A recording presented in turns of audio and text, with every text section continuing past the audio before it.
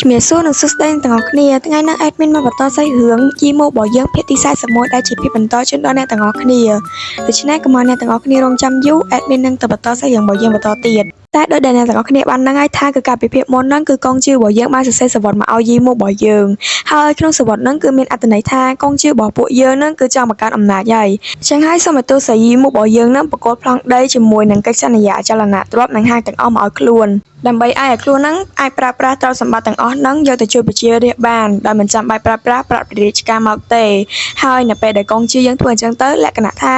ដោយកងជឿរបស់យើងហ្នឹងកំពុងតែបង្កើតអំណាចខ្លួនឯងម្ដងបន្តិចហើយទទួលបានការគាំទ្រពីប្រជារាស្ត្រអញ្ចឹងណាមួយអាហ្នឹងក៏ជាហេតុផលដែលនៅពេលដែលយើងទៅជួយសង្គ្រោះឬអាចដោះស្រាយបញ្ហាធំៗរបស់ប្រទេសជាតិបានអញ្ចឹងទៅគុណសម្បត្តិអីហ្នឹងគឺនឹងធ្លាក់មកលើយើង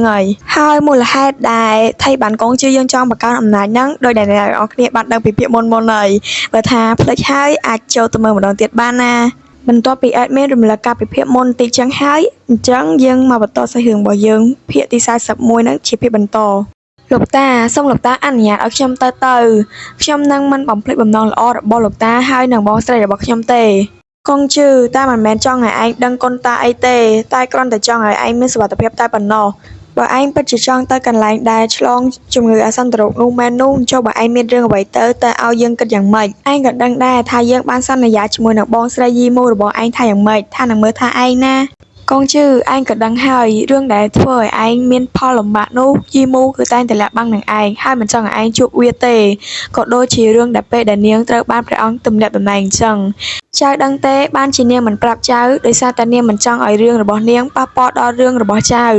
តែលោកតាតើខ្ញុំមិននឹងអាចសម្រេចរឿងអីបានខ្លះទៅនោះបើខ្ញុំតែងតែត្រូវបានការការពារពីអ្នករាល់គ្នាបែបនេះជាពិសេសនោះគឺយីម៉ូតើទៅថ្ងៃមុខខ្ញុំមិននឹងអាចការពារនាងវិញបានទៅលោកតាចាប់ពីថ្ងៃនេះទៅខ្ញុំនឹងព្យាយាមជួយសង្គ្រោះប្រជារាស្ត្រនិងបង្កើតការងារនិងរៀបចំច្បាប់ដែលនៅក្នុងក្រុងមួយនេះដើម្បីឲ្យខ្ញុំទទួលបានការគាំទ្រពីប្រជារាស្ត្របន្ទាប់មកខ្ញុំនឹងមានលក្ខណៈសម្បត្តិគ្រប់គ្រាន់អាចមានអំណាចគ្រប់គ្រាន់ដើម្បីការពារយីម៉ូបានហើយប្រសិនបើចៅគិតបែបនេះអញ្ចឹងតាក៏មិនហាមឃាត់ចៅដែរហើយបើចៅចង់ប្រើកងទ័ពរបស់យើងទាំងអស់នោះតាមិនហាមឃាត់ចៅទេប៉ុន្តែចៅគួរតែប្រាប់ដំណឹងនេះដល់យីម៉ូផងទៅលោកតាកុំបារម្ភអីខ្ញុំបានឲ្យមនុស្សរបស់ខ្ញុំផ្ដល់ដំណឹងនេះទៅដល់យីម៉ូហើយខ្ញុំប្រកាសណាស់ថាយីម៉ូនាងនឹងប្រកាសជាយល់ព្រមបើកងជឿគេពិតជាបានផ្ដល់ដំណឹងនេះមែននោះតើហេតុអីបានជាយើងមិនដឹងអញ្ចឹងតើកងជឿគេបានផ្ដល់ដំណឹងនេះនៅពេលណាលោកតាកងទ័ពទាំងអស់កំពុងតែរងចាំខ្ញុំនៅខាងក្រៅដូច្នេះខ្ញុំសូមលាលោកតាសិនហើយល្អកងជឿចៅទៅចុះហើយត្រូវមើលថែខ្លួនឯងឲ្យបានល្អព្រោះថាការពីមុននៅភាគវាយប់នេះមានការវាយប្រហារយ៉ាងធ្ងន់ធ្ងរហើយពេលនេះកើតមានជំងឺរាតត្បាតថែមទៀតផងហើយបើពេលនេះចៅពិតជាទៅចុះជួយសង្គ្រោះប្រជារាស្ត្រមែននោះតាគិតថាប្រជារាស្ត្រប្រកាសជារីករាយនឹងកោតសរសើរចៅណាស់បន្ទាប់មកគេក៏កាត់ចូលមកដល់វគ្គដែលកងជឿរបស់យើងបានមកដល់កន្លែងដែលត្រូវទទួលរងគ្រោះហ្នឹងហើយដោយដែលអ្នកទាំងអស់គ្នាបានឃើញអញ្ចឹងគឺថានៅតាមផ្លូវសុទ្ធតែអ្នកសុំទានហើយម្ហូបដែលគេញ៉ាំហ្នឹងគឺគ្មានអីក្រៅពីនំប៉ាវទេតែអ្នកដែលបាននំប៉ាវញ៉ាំហ្នឹងគឺសំណាងហើយអ្នកខ្លះគ្មាននំប៉ាវញ៉ាំទៀតហើយពេលឃើញទស្សនវិជ្ជាអញ្ចឹងហើយកងជឿរបស់យើងណាមិនអាណិតវាលក្ខណៈថាមនុស្សក៏មានចិត្តដែរទោះជាឈាមត្រជាក់ប៉ុណ្ណាក៏ដោយពិតមែនថាគោលគំនិតពីដើមរបស់កងជឿរបស់យើងហ្នឹងគ្រាន់តែចង់បានអំណាចហើយដើម្បីបានអំណាចហ្នឹងគ្រាន់តែយកប្រជារាស្ត្រមកធ្វើជាធ្នាក់អញ្ចឹងណាប៉ុន្តែពេលឃើញទស្សនវិជ្ជាអញ្ចឹងហើយវាលក្ខណៈថាក្តីអាណិតអាសូរវាតែងតែកើតឡើងចេញមកហើយចឹងហើយសកម្មភាពដែលកងជឿរបស់យើងធ្វើចេញមកដាក់ប្រជារាស្ត្រហ្នឹងមិនមែនសុទ្ធតែជាការសម្ដែងទេយ៉ាងហោចណាស់ក៏ក្នុងហ្នឹងក៏មានការធ្វើដោយសុទ្ធតែចិត្តដែរអាហ្នឹងគ្រាន់តែជាគោលគំនិតដែល admin ចង់បង្ហាញទៅប្រាប់អ្នកទាំងអស់គ្នាទេតែអ្នកទាំងអស់គ្នាគិតមិនផ្សេងទៀតក៏បានដែរអត់មានអីខុសឆ្គងទេចឹង admin គ្រាន់តែបញ្យល់អ្នកទាំងអស់គ្នាបានយល់សាច់រឿងហ្នឹងតែប៉ុណ្្នឹងទេដើម្បីឲ្យពេលអ្នកទាំងអស់គ្នាមើលសាច់រឿងហ្នឹងទៅ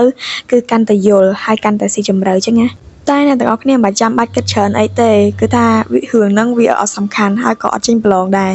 ដូច្នេះគ្រាន់តែ relax ជាមួយនឹងវីដេអូរបស់ admin ទៅបានហើយកុំភ្លេចទៅចុច like ហើយនិង subscribe ឲ្យ admin ផងអញ្ចឹងទៅបន្តសាច់រឿងរបស់យើងបន្តទៀតគ្រាន់តែកងជឿយើងមកដល់ព្រាមគឺថាអ្នកទាំងអស់គ្នានាំគ្នាគោរពពួកយើងសូមគោរពព្រះរាជបុត្រកងជឿអ្នកទាំងអស់គ្នាឆាប់ក្រោកឡើងព្រាមមកមិនបាច់លុតជង្គង់ដាក់ខ្ញុំទេឆាប់ក្រោកឡើងព្រាមមក ព្រះអង្គម្ចាស់សូមអរព្រះគុណព្រះអង្គណាស់ចំពោះសេចក្តីសប្បុរសដ៏អស្ចារ្យរបស់ទ្រង់ប្រសិនបើទ្រង់មិនបានផ្ដល់ការព្យាបាលឬថ្នាំឲ្យពួកយើងដោយឥតគិតថ្លៃទេពួកយើងទាំងអស់គ្នានឹងមិនអាចទប់ទល់នឹងជំងឺរាតត្បាតនេះបានទេបានហើយពួកទូលបង្គំពិតជាសូមអរព្រះគុណទ្រង់ខ្លាំងណាស់ព្រះពរសម្រាប់សេចក្តីស្រណោះប្រោសប្រណីដល់ទូលពួកបង្គំព្រះរាជបុត្រគង់ជឺទ្រង់ពិតជាមានសេចក្តីសប្បុរសខ្លាំងណាស់តើមែនទេពួកយើងពិតមែនហើយគឺពិតមែនហើយមិនអីទេអ្នកទាំងអស់គ្នាវាគឺជាកាតព្វកិច្ចរបស់យើងព្រះរាជបុត្រតើទ្រង់តែងតែមិនរវល់តើមែនទេហេតុអីបានជាទ្រង់មានពេលមកលេងជាមួយនឹងពួកយើងរៀងរាល់ថ្ងៃបែបនេះអញ្ចឹងក្មេងតូចឯងពិតជាសួរសំណួរចាក់ដោតមែនប្រកាសណាស់យើងគឺរវល់ប៉ុន្តែយើងមិននឹងអាចទ្រាំមើលឃើញអ្នកទាំងអស់គ្នារងទុក្ខពីជំងឺរាតត្បាតនេះបានទៅយើងសង្ឃឹមថាគ្រប់គ្នានឹងឆាប់ជាសះស្បើយឆាប់ក្មេងតូចឯងឆាប់ទៅលេងជាមួយនឹងមិត្តភក្តិរបស់ឯងទៅតើលោកយាយចំណាស់គាត់បានទូស្រាតហើយឬនៅពេលនេះព្រះរាជបុត្រទ្រង់ជួបបម្រើពួកយើងបែបនេះទៅទ្រង់មានឋានៈថ្លៃថ្នូរណាស់ហើយក៏ខ្ពង់ខ្ពស់ណាស់ដែរចឹងហើយទ្រង់មិននឹងអាចមកធ្វើបែបនេះដាក់ពួកយើងដែលជារាជសាមញ្ញបែបនេះបានទៅមិនអីទេរឿងនេះវាមិនសំខាន់ទេប៉ុន្តែថាតើលោកយាយគាត់បានពិសាថ្នាំដែលខ្ញុំបានយកមកឲ្យទៀងទាត់ដែរឬទេព្រះរាជបុត្រទ្រង់កុំបារម្ភអីជំងឺគ្រុនរបស់គាត់បានទូលសះស្បើយហើយបន្ទាប់ពីបានផឹកថ្នាំរបស់ទ្រង់ប្រហែលជាថ្ងៃស្អែកគាត់អាចដឹងខ្លួនបានហើយក្រាបទូលព្រះរាជបុត្រទ្រង់គឺជាអ្នកដែលបានជួយសង្គ្រោះពួកយើងទាំងអស់គ្នាមនុស្សលាក់ពុតពួកឯងទៅជឿរឿងស្អីនោះទៅវាគ្រាន់តែជាការសម្ដែងធ្វើល្អដាក់ពួកយើងតែប៉ុណ្ណោះមានតែមនុស្សល្ងេល្ងើទេដែលជឿរឿងនេះនោះប៉ុន្តែយើងថាទ្រង់ធ្វើវាដោយស្មោះទេតើពួកឯងដឹងអីទៅពួកវាគ្រាន់តែជាឆ្មាដែលលាក់ក្រញាំរបស់ពួកវាតែប៉ុណ្ណោះហើយនៅពេលដែលកងជើបានលើអញ្ចឹងក៏បានឡើងទៅកន្លែងដែលទីខ្ពស់បំផុតដើម្បីឲ្យអ្នកទាំងអស់គ្នាបានឃើញខ្លួនអញ្ចឹងហើយក៏បាននិយាយថាព្រះជាម្ចាស់ជាសក្តិសិទ្ធិខ្ញុំកងជឺខ្ញុំសូមស្បត់នៅចំពោះមុខរបស់អ្នកទាំងអស់គ្នាថាខ្ញុំនឹងធ្វើវាដោយចិត្តស្មោះគឺខ្ញុំនឹងនាំអ្នកទាំងអស់គ្នាឲ្យរួចផុតពីជំងឺរាតត្បាតហើយខ្ញុំនឹងរស់នៅជាមួយអ្នកទាំងអស់គ្នាហើយនឹងមើលថែអ្នកទាំងអស់គ្នាដែលបានចងជំងឺរហូតដល់ជំងឺរាតត្បាតត្រូវបានបញ្ចប់ពួកឯងគិតទៅទ្រង់គឺជាព្រះរាជបុត្រណាហើយទ្រង់បែរជាមកបន្ទាបខ្លួនមករស់នៅជាមួយនឹងពួកយើងដែលជារាជសាមញ្ញថែមទៀតផងព្រះរាជបុត្រគង់ជឺទ្រង់មានចិត្តសប្បុរសខ្លាំងណាស់ពួកយើងទាំងអស់គ្នានឹងគាំទ្រព្រះរាជបុត្រអ្នកទាំងអស់គ្នាខ្ញុំមិនបានធ្វើអ្វីច្រើនសម្រាប់អ្នកទាំងអស់គ្នាទេខ្ញុំគ្រាន់តែចង់ធ្វើអ្វីមួយសម្រាប់ដល់អ្នកទាំងអស់គ្នាតែប៉ុណ្ណោះ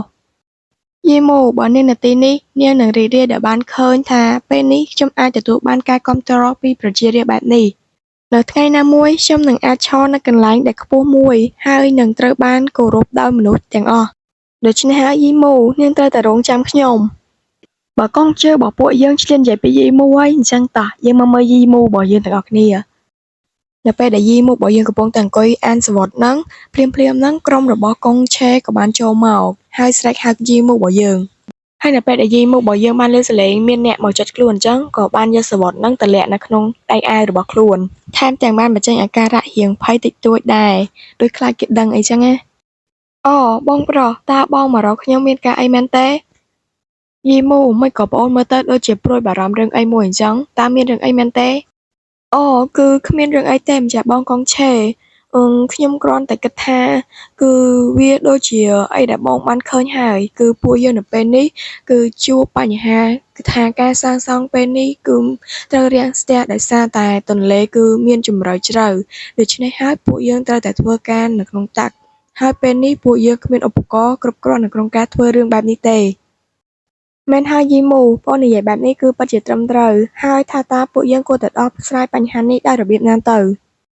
ម្ចាស់បងខ្ញុំគិតថាពេលនេះពួកយើងត្រូវតែបែងចែកប្រឡាយទៅជាផ្នែកជាច្រើនបន្ទាប់ពីការបិទលំហូរទឹកហើយក្រុមនីមួយៗត្រូវតែជីកយកផ្នែកមួយអស្ចារ្យណាស់ព្រះនាងគម្រោងនេះអាចនឹងបង្កើនល្បឿនបានច្រើនណាស់ហើយពេលនោះពួកយើងអាចនឹងត្រឡប់ទៅរាជធានីវិញបានមុនពេលដែលបានកំណត់បានហើយម្ចាស់បងកងឆេពេលនេះបងអាចចេញរាជបញ្ជាប្រកាសឲ្យពួកគេធ្វើតាមគម្រោងនេះបានហើយព្រះពរម្ចាស់ល្អណាស់យីម៉ូបងនឹងប្រកាសរាជបញ្ជាភ្លាមស៊ូយ័នឯងទៅទន្លេហៃហឺយូស៊ឺជីងទៅកាន់បឹងហុងសឺឯលីខឯងទៅដីគោកដើម្បីជីកកកាយទន្លេហើយចំណែកឯ ម្ចាស់ប្អូនយីមូហើយនឹងយើងនឹងនៅទីនេះដើម្បីជីកនៅដើមទន្លេយូឡុងក្រាបទូលព្រះរាជបុត្រពួកយើងនឹងគោរពតាមព្រះរាជបញ្ជារបស់ទ្រង់ហើយបន្ទាប់ពីកុងឆេបានចាត់ចែងអញ្ចឹងហើយគេនាំគ្នាប្របែកគ្នាដើម្បីទៅធ្វើការរៀងៗខ្លួនហើយកុងឆេរបស់យើងក៏មិនធម្មតាដែរគឺថាទុកឲ្យយីមូនៅជាមួយខ្លួនអញ្ចឹងណាយីមូប្អូនគឺដូចជាតារាសំណាងសម្រាប់បងអញ្ចឹងព្រោះថាឲ្យតែពេលដែលបងជួបរឿងហើយនឹងដោះស្រាយរឿងអ្វីមួយមិនចេញគឺតែងតែមានប្អូនចេញមុខមកដោះស្រាយជំនួសបងបានហើយម្ចាស់បងកុងឆេទ្រង់ឈប់សរសើរខ្ញុំទៀតទៅបានហើយភ្លាមពេលដែលយីមូរបស់យើងបាននិយាយជាមួយនឹងកុងឆេរួចរាល់ហើយពេលនោះស្រាប់តែមានក្មេងប្រុសម្នាក់បានចូលមកចិត្តយីមូរបស់យើងហើយក៏បានលួចហុចសំបុត្រដាក់ទៅក្នុងដៃយីមូបន្ទាប់ពីយកសំបុត្រឲ្យដល់ដៃយីមូរបស់យើងហើយមនុស្សប្រុសម្នាក់ហ្នឹងក៏បានចាកចេញទៅរីឯយីមូរបស់យើងវិញបន្ទាប់ពីបានសំបុត្រក៏បានបើកអានហើយក្នុងសំបុត្រហ្នឹងគឺមានអត្ថន័យថាគេចង់សុំណាត់ជួបយីមូរបស់យើងនៅយប់ហ្នឹងជាចុងក្រោយបើអ្នកទាំងអស់គ្នាចង់ដឹងថាតើពីណាគេចង់ណាត់ជួបយីមូរបស់យើងហើយយីមូរបស់យើងនឹងទៅជួបគេអត់នៅយប់ហ្នឹងចឹងហើយមានតែតាមដានទស្សនាជាមួយនឹង admin នៅភាពបន្តទៀតទេណាថាចុងភាគមុនហ្នឹងគឺមានអ្នកបានផ្ញើសំបុត្រណាត់ជួបយីមូរបស់យើងហើយមានគ្នាយើងខ្លះហ្នឹងគាត់បាន comment ថាសំបុត្រហ្នឹងគឺសរសេរផ្ញើមកពីកុងជឺតែ admin ចង់ប្រាប់អ្នកទាំងអស់គ្នាថាមិនមានតែកុងជឺទេដែលចេះសរសេរសំបុត្រមកឲ្យយីមូមានតួអង្គខ្លះក៏គេចេះសរសេរដែរហើយគឺថារកពេលណាត់ជួបល្អខ្លាំងមែនតើគឺកណ្ដាលយប់តែម្ដងមើលទៅប្រហែលជាមានអត់កំបាំងអីហើយបានអត់ចង់ឲ្យគេដឹងហើយនាំគ្នាណាត់ជួបគ្នាកណ្ដាលយប់ចឹងហើយកុំឲ្យអ្នកទាំងអស់គ្នាឆ្ងល់ចាំ admin ប្រាប់អ្នកដែលណាត់ជួបយីមូរបស់យើងហ្នឹងគឺថាគ្មានពីណាក្រៅពីជិនយ៉ុនរបស់យើងទេតិចថាមកភ្លេចជិនយ៉ុនអីចប់ហ្មងតែបើអ្នកទាំងអស់គ្នាពិតជាភ្លេចមែននោះចាំ admin រំលឹកឲ្យបន្តិចចុះគឺថាគឺជាតួអង្គដែលធ្លាប់តែងខ្លួនធ្វើជាមនុស្សស្រីនៅផ្ទះបងណមិនហើយអ្នកទាំងអស់គ្នាចាំវិញនៅបើចាំវិញហើយអញ្ចឹងយើងទៅបន្តសាច់រឿងរបស់យើងបន្តទៀតយីមូពួកយើងខានជួបគ្នាយូរហើយតើពេលនេះនាងសុខសប្បាយទេអ្នកព្រះរាជបុត្រទ្រង់ណាត់ជួបខ្ញុំពេលយប់បែបនេះដើម្បីទៅសួរខ្ញុំថាសុខសប្បាយទេមែនទេខ្ញុំម្ចាស់គិតថាមិនបាននិយាយកាច់កងច្រើនទេពួកយើងមកនិយាយពីផែនការរបស់ពួកយើងវិញការសាងសង់ប្រឡាយនៅយូហេនត្រូវបានសាងសង់រួចរាល់ហើយខ្ញុំម្ចាស់ដឹងច្បាស់នៅក្នុងចិត្តខ្លាំងណាស់ថាហេតុអ្វីបានជាទ្រង់ណាត់ជួបខ្ញុំនៅពេលនេះនោះទ្រង់គ្រាន់តែដើម្បីនិយាយអំពីបញ្ហានៃការសាងសង់នាវាតែប៉ុណ្ណោះតើមែនទេយីមូទ្រង់ពិតជាឆ្លាតណាស់ហើយវាជារឿងដែលគួរឲ្យសោកស្ដាយណាស់ដែលទ្រង់មិនមែនជាបុរសនោះណែឈិនយ៉ុនទ្រង់ចង់បានន័យថាម៉េចហ្នឹងតែថាទ្រង់មិនគិតទេបើខ្ញុំម្ចាស់ពិតជាមនុស្សប្រុសមែននោះទ្រង់មិននឹងអាចសុំខ្ញុំអភិសេកបានទៅ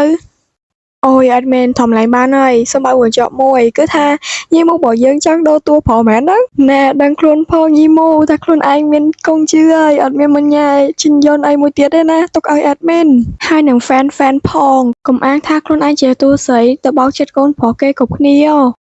បានហើយយីមូនាងឈប់លេងសើចជាមួយនឹងយើងទៅបានហើយពួកយើងមកនិយាយរឿងសំខាន់វិញគឺខ្ញុំមានយានដ្ឋានមួយនៅបឹងហុងសឺខ្ញុំនឹងផ្ដល់ទីកន្លែងនោះឲ្យទៅត្រង់ណាយីមូហើយត្រង់អាចចាត់ទុកថាវាគឺជាអំណោយចំពោះកិច្ចសហប្រតិបត្តិការរបស់ពួកយើងបើដូច្នេះមែនខ្ញុំពិតជាអរគុណត្រង់ខ្លាំងណាស់តែថាបើត្រង់ពិតជាមានរឿងតែប៉ុណ្្នឹងមែននោះត្រង់ប្រហែលជាអាចសរសេរតាមសំបុត្រមកបានហើយមិនមែនចាំបាច់អញ្ជើញខ្ញុំមកទេតែត្រង់មានរឿងអីផ្សេងទៀតតើមែនទេប្រកាសណាស់យីមូ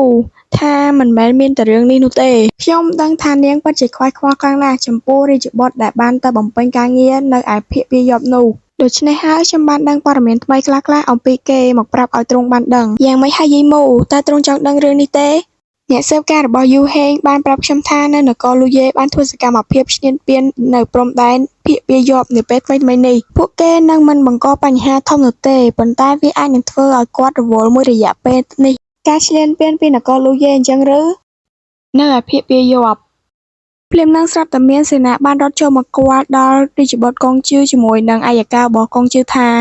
សូមរាយការណ៍សម្ដេចកងទ័ពសត្រូវដែលមានចំនួនយ៉ាងច្រើនកំពុងតែបានដាក់នៅតាមព្រំដែនលូយេហើយដោយពួកគេបានបង្រាយកងទ័ពយ៉ាងច្រើននៅពុញព្រំដែនភ្លាមពួកយើងមិនអាចសិតដឹងពីសកម្មភាពរបស់ពួកគេថាពួកគេចង់ធ្វើអ្វីទេសម្ដេចហាថាម៉េចហេតុអីបានជាមានរឿងនេះកើតឡើងអញ្ចឹងលោកតាខ្ញុំគិតថាខ្ញុំគួរតែចេញទៅស៊ើបតែខ្លួនឯងហើយទៅបានកងជឺចៅកុំទាន់បារម្ភអីរដូវរងាជិតឈានចូលមកដល់ហើយព្រំប្រទល់នៃក្រុងលូយេគឺដាច់ស្រយាលប្រសិនបើពួកគេចាប់ផ្ដើមប្រកាសធ្វើសង្គ្រាមឥឡូវនេះនោះគ ពួកគេនឹងមិនអាចស៊ូទ្រាំនឹងការខ្វះខាតស្បៀងអាហារបាននោះទេពេលនេះរឿងដែលល្អនោះគឺពួកយើងគ្រាន់តែតាមដានអំពីសកម្មភាពរបស់ពួកគេទៅបានហើយកុំបារម្ភទោះបីជាកងទ័ពលូយ៉េឈ្លានពានក៏ដោយក៏កងទ័ពរបស់ពួកយើងអាចវាយបកវិញបានដែរធ្វើយ៉ាងណាគឺរក្សាសុវត្ថិភាពប្រជារាស្ត្រនៅក្នុងក្រុងរបស់ពួកយើងឲ្យបានល្អហើយសម្រាប់យប់នេះចៅគួរទៅសម្រាកទៅបានហើយរឿងផ្សេងទុកឲ្យតាជាអ្នកដោះស្រាយព្រះរាជបុត្រតើពួកយើងពិតជាត្រូវអង្គុយរងចាំមើលតែពិតមែនទេប្រាកដណាស់គឺយើងមិននឹងអាចអោបដៃឈរមើលបានទៅឯងគិតទៅនៅសុកនគរលូយ៉េបែរជាបញ្ជូនកងទ័ពឲ្យមកបោះជំរំនៅជិតនគររបស់ពួកយើងបែបនេះប្រាកដណាស់ថាពួកគេប្រកាសជាមានបំណងអ្វីមួយហើយបើពួកគេពិតជាមានបំណងចង់ធ្វើការវាយប្រហារដោយលួចលាក់មកលើពួកយើងមែននោះវាមិនមីវហើយទេបើតាមសម្ដីរបស់លោកតារបស់យើងនោះវាក៏មិនខុសដែរតែបើពួកយើងមិនរៀបរៀងទុកជាមុនទេនោះបើមានបញ្ហាអ្វីកើតឡើងពួកយើងនឹងចាប់មិនខានដូច្នេះហើយពួកយើងត្រូវតែធ្វើសកម្មភាពមុនសង្គ្រាមអាចធ្វើឲ្យមនុស្សរាប់ម៉ឺននាក់គ្មានផ្ទះសម្បែងបែកបាក់គ្រួសារហើយនឹងឈានដល់ការស្លាប់ដូច្នេះហើយយើងត្រូវតែការពារពួកគេពីគ្រោះមហន្តរាយទាំងអស់នោះយើងត្រូវតែតស៊ូក្នុងការប្រយុទ្ធជាមួយនឹងនគរលូយ៉េឆាប់ឡើងឯងបញ្ញាប់ទៅផ្ដល់ដំណឹងឲ្យក្រុមមនុស្សសម្ងាត់របស់ពួកយើងឲ្យរៀបចំខ្លួនឲ្យរួចជាដើម្បីទៅពិនិត្យមើលស្ថានភាពរបស់សត្រូវនៅយប់នេះជាមួយនឹងយើងត្រូវតែទប់ស្កាត់ផែនការរបស់ពួកគេឲ្យទាន់ពេលវេលាទទួលរាជបញ្ជាព្រះរាជបុត្រនៅជំរំរបស់នគរលូយ៉េបន្ទាប់ពីកងជើងរបស់យើងបានប្រមូលកងទ័ពសម្ងាត់របស់ខ្លួនហើយក៏បានមកដល់ជំរំរបស់ពួកក្រុមកងទ័ពនគរលូយ៉េបន្ទាប់ពីចូលមកដល់ជំរំកងទ័ពសត្រូវអញ្ចឹងគឺថាកងជើងរបស់យើងអត់ទាន់បញ្ចេញសកម្មភាពភ្លាមទេគឺថាឲ្យកងទ័ពរបស់ខ្លួននឹងនៅចាំស្ដាប់និងចាំសង្កេតមើលសិនតែក្រុមកងទ័ពសត្រូវវិញដែលដឹងថាមានជនសម្ងាត់ចូលមកក្នុងបន្ទាយរបស់ខ្លួនក៏នាំគ្នានិយាយរឿងសម្ងាត់ក្នុងជួរកងទ័ពពួកឯងថាតែមើលថាតើពួកយើងទៅរងចាំដល់ពេលណាទៅទើបអាចចេញទៅវាយប្រហារបាននោះណែអាល្ងងឯងធ្វើមិនដឹងឬក៏ភ្លេចពួកយើងនឹងនាំគ្នាធ្វើសកម្មភាពនៅយប់នេះហើយព្រោះថាយប់នេះគឺជាព្រឹកធ្លាក់ដំបូងកងទ័ពសំខាន់របស់យើងនឹងទៅដល់ព្រំដែនហើយនឹងធ្វើការវាយប្រហារភ្លាមប្រសិនបើព្រឹកធ្លាក់ខ្លាំងនោះនៅពេលដែលបុរសអង្គុយខាងឆ្វេងដៃនឹងអ្នកដែលកាន់សាច់មាន់នឹងឮពីអ្នកនឹងកំពុងនិយាយគ្នាអញ្ចឹងក៏បានប្រាប់ទៅពីអ្នកនឹងថាណែពេលអ្នកឯងចាំបាច់ព្រួយបារម្ភអំពីរឿងនេះធ្វើអីពួកយើងគ្រាន់តែជាទាហានការពារនិងផ្ដល់ដំណឹងតែប៉ុណ្ណោះការប្រយុទ្ធជួរមុខមិនមែនពាក់ព័ន្ធនឹងពួកយើងទេឆាប់ផឹកទៅតោះនេះពួកគេចង់វាយប្រហារអញ្ចឹងឬមិនកើតទេពេលនេះពួកយើងនៅសល់ពេលមិនច្រើនទេដូច្នេះពួកឯងឆាប់ឡើងត្រឡប់ទៅរាជការឲ្យកងទ័ពរបស់ពួកយើងបានត្រៀមខ្លួនទៅឆាប់ឡើងហើយកុំភ្លេចទូលប្រាប់អัยការរបស់យើងទៅថាសូមឲ្យត្រៀមខ្លួនឲ្យរួចរាល់និងចាំស្ដាប់ដំណឹងពីយើងគ្រប់ពេលវេលាព្រះរាជបុត្រចុះទ្រង់វិញតើទ្រង់មិនត្រឡប់ទៅវិញទេយើងមិនអាចត្រឡប់ទៅវិញដោយទទេបែបនេះបានទេយើងត្រូវតែនៅទីនេះដើម្បីធ្វើឲ្យពួកវាចលាចលហើយបន្ទាប់ពីចាត់ការឲ្យគេទៅរាយដំណឹងឲ្យក្រុមកងទ័ពរបស់ខ្លួនបានដឹងអញ្ចឹងហើយកងជើងរបស់យើងក៏បានរៀបចំឲ្យក្រុមសម្ងាត់របស់ខ្លួននឹងទៅធ្វើការងាររៀងៗខ្លួនហើយអាការងារទាំងអស់ហ្នឹងដោយដែលអ្នកទាំងអស់គ្នាធ្លាប់បានមើលរឿងចិនផ្សេងៗហើយគឺថាគ្មានអីច្រើនទេបើចង់ធ្វើឲ្យកងទ័ពសត្រូវនឹងបាក់ស្បាតឬក៏អីចឹងទីមួយហ្នឹងត្រូវតែបំផ្លាញស្បៀងសិនដោយសារតែស្បៀងហ្នឹងក៏ជាវត្ថុសំខាន់ដែរបើអត់មានស្បៀងទេសួរថាក្រុមកងទ័ពសត្រូវនឹងមានកម្លាំងណាមកច្បាំងជាមួយខ្លួនណោះហើយរឿងទី2នោះគឺថាឲ្យតែកម្ចាត់មេទ័ពសត្រូវបានហើយកូនទ័ពរបស់សត្រូវនឹងគឺដឹងតែចាញ់ហើយបន្ទាប់ពីកងជើងរបស់យើងនឹងបានចែកភារកិច្ចឲ្យកងទ័ពសម្ងាត់របស់ខ្លួនរៀងៗខ្លួនហើយក៏បានប្រវាយគ្នាទៅបំពេញភារកិច្ចរៀងៗខ្លួនហើយសញ្ញាដែលពួកគេធ្វើដាក់គ្នានឹងគឺសេកលូដូចឆ្កែចចកចឹងណាដើម្បីប្រាប់គ្នាពីដំណឹងតែនៅពេលដែលពួកគេឲ្យម៉ូឬក៏ផ្ដល់ដំណឹងដាក់គ្នាអញ្ចឹងទៅកងទ័ពសត្រូវឮសលេងឆ្កែលូហ្នឹងក៏គិតថាវាគ្មានឆ្កែនៅម្ដុំដែលពួកគេបោះជំរំហ្នឹងឯងដោយសារតែឆ្កែចចកនៅពេលដែលឃើញវងមនុស្សច្រើនអញ្ចឹងវាប្រកាសជាកិច្ចឯមែនអត់ចឹងហើយធ្វើឲ្យកងទ័ពសត្រូវដឹងថាមានកេញសម្ងាត់បានចូលមកលុកលុយនៅក្នុងទីតំបន់ខ្លួនហើយពេលនោះគេក៏បានបញ្ជាឲ្យកូនចៅរបស់គេនឹងដើរស្វែងរកជនបង្កប់ពួកឯងសំឡេងនេះមិនមែនជាសំឡេងចចកទេឆាប់ទៅស្វែងរកប្រភពសំឡេងមកប្រកាសជាមានជនសម្ងាត់ណាបានចូលមកក្នុងជំរំរបស់ពួកយើងហើយឆាប់ទៅស្វែងរកហើយសម្លាប់វាភ្លាមប្រសិនបើផែនការវាយប្រហាររបស់យើងត្រូវបានលាតត្រដាងនោះពួកយើងទាំងអស់គ្នានឹងត្រូវបានគេដាក់ទោសហើយនឹងគ្មាននរណាម្នាក់មានជីវិតទេ ហើយកងជើរបស់យើងវិញបន្ទាប់ពីដឹងថាកងទ័ពសត្រូវបានដឹងខ្លួនអញ្ចឹងហើយក៏បានសម្លឹងស្វែងរកកន្លែងគេចខ្លួនហើយពេលហ្នឹងកងជើរបស់យើងក៏បានសម្លឹងឃើញទៅដល់តង់មួយដែលគិតថាតង់ហ្នឹងប្រកាសជាអាចឲ្យខ្លួនលាក់ពួនគេចចេញពីក្រុមពួកសត្រូវបានហើយមិនចាំយូរគឺថាតួរបស់យើងក៏បានហត់លាក់ខ្លួនគេចចេញពីពួកកងទ័ពហើយរត់ទៅដល់តង់នោះមែនភ្លាមនោះគឺថាកងជើរបស់យើងក៏បានឮសំឡេងក្មេងស្រីម្នាក់ដែលបានយំចេញពីក្នុងតង់នោះនៅក្នុងតង់នោះគឺឃើញថាប្រហែលជាមេទ័ពរបស់កងទ័ពពួកសត្រូវហើយកំពុងតែបានវាយធ្វើបាបក្មេងស្រីម្នាក់មិនថែមទាំងវាយឯគឺជេរប្រមាថគ្នាថែមទៀតផងបន្ទាប់ពីមេទ័ពនឹងបានវាយក្មេងស្រីម្នាក់នឹងហើយក៏បាននិយាយទៅប្រាប់នាងទៀតមុននឹងចាក់ចេញថាគេនឹងមកដាក់ទោសនាងនៅពេលក្រោយទៀត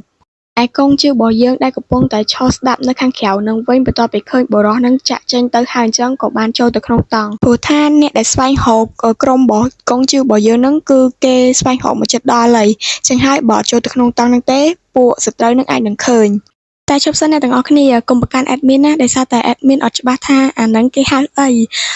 admin ហៅតង់ហ្មងទៅអញ្ចឹងយើងមកមើលបន្តទៀតថានៅពេលដែលកងជើរបស់យើងចូលទៅខាងក្នុងតង់ហ្នឹងហើយនឹងមានរឿងអីកើតឡើងភ្លាមហ្នឹងគឺថាមនុស្សស្រីដែលត្រូវបានមេទ័ព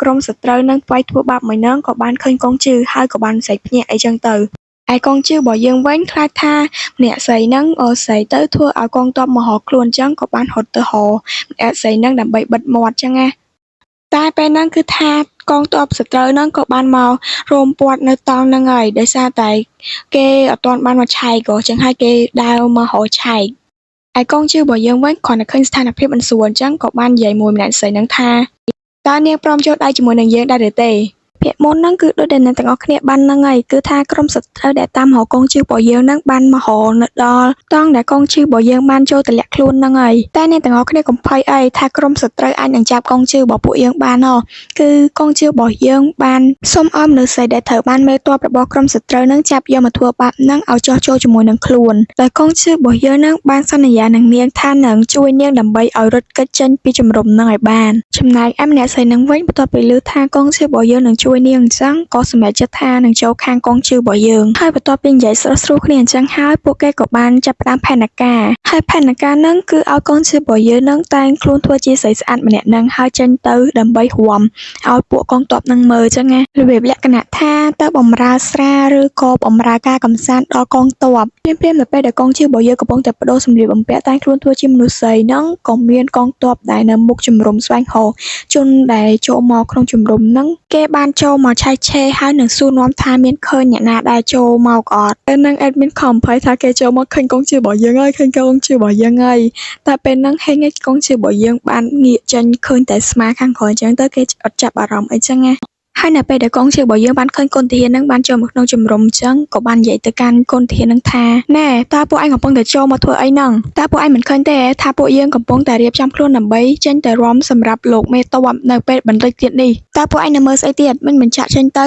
ឬមួយពួកឯងគិតថាពួកឯងមានក្បាលច្រើនអាចនឹងទទួលយកការកាត់ទោសរបស់លោកមេទ័ពបាននោះហើយបន្ទាប់ពីកូនទាហានបានលើពាក្យសម្ដីគំរាមរបស់កងជើយើងអញ្ចឹងហើយក៏នាំគ្នាបបាយគ្នាចេញពីកន្លែងហ្នឹងទៅបើហ៊ានទៅនៅទៀតហ្នឹងអត់មានសង្ស័យតែនាំគ្នាហូរឈាមច្រមុះទេមកទៅ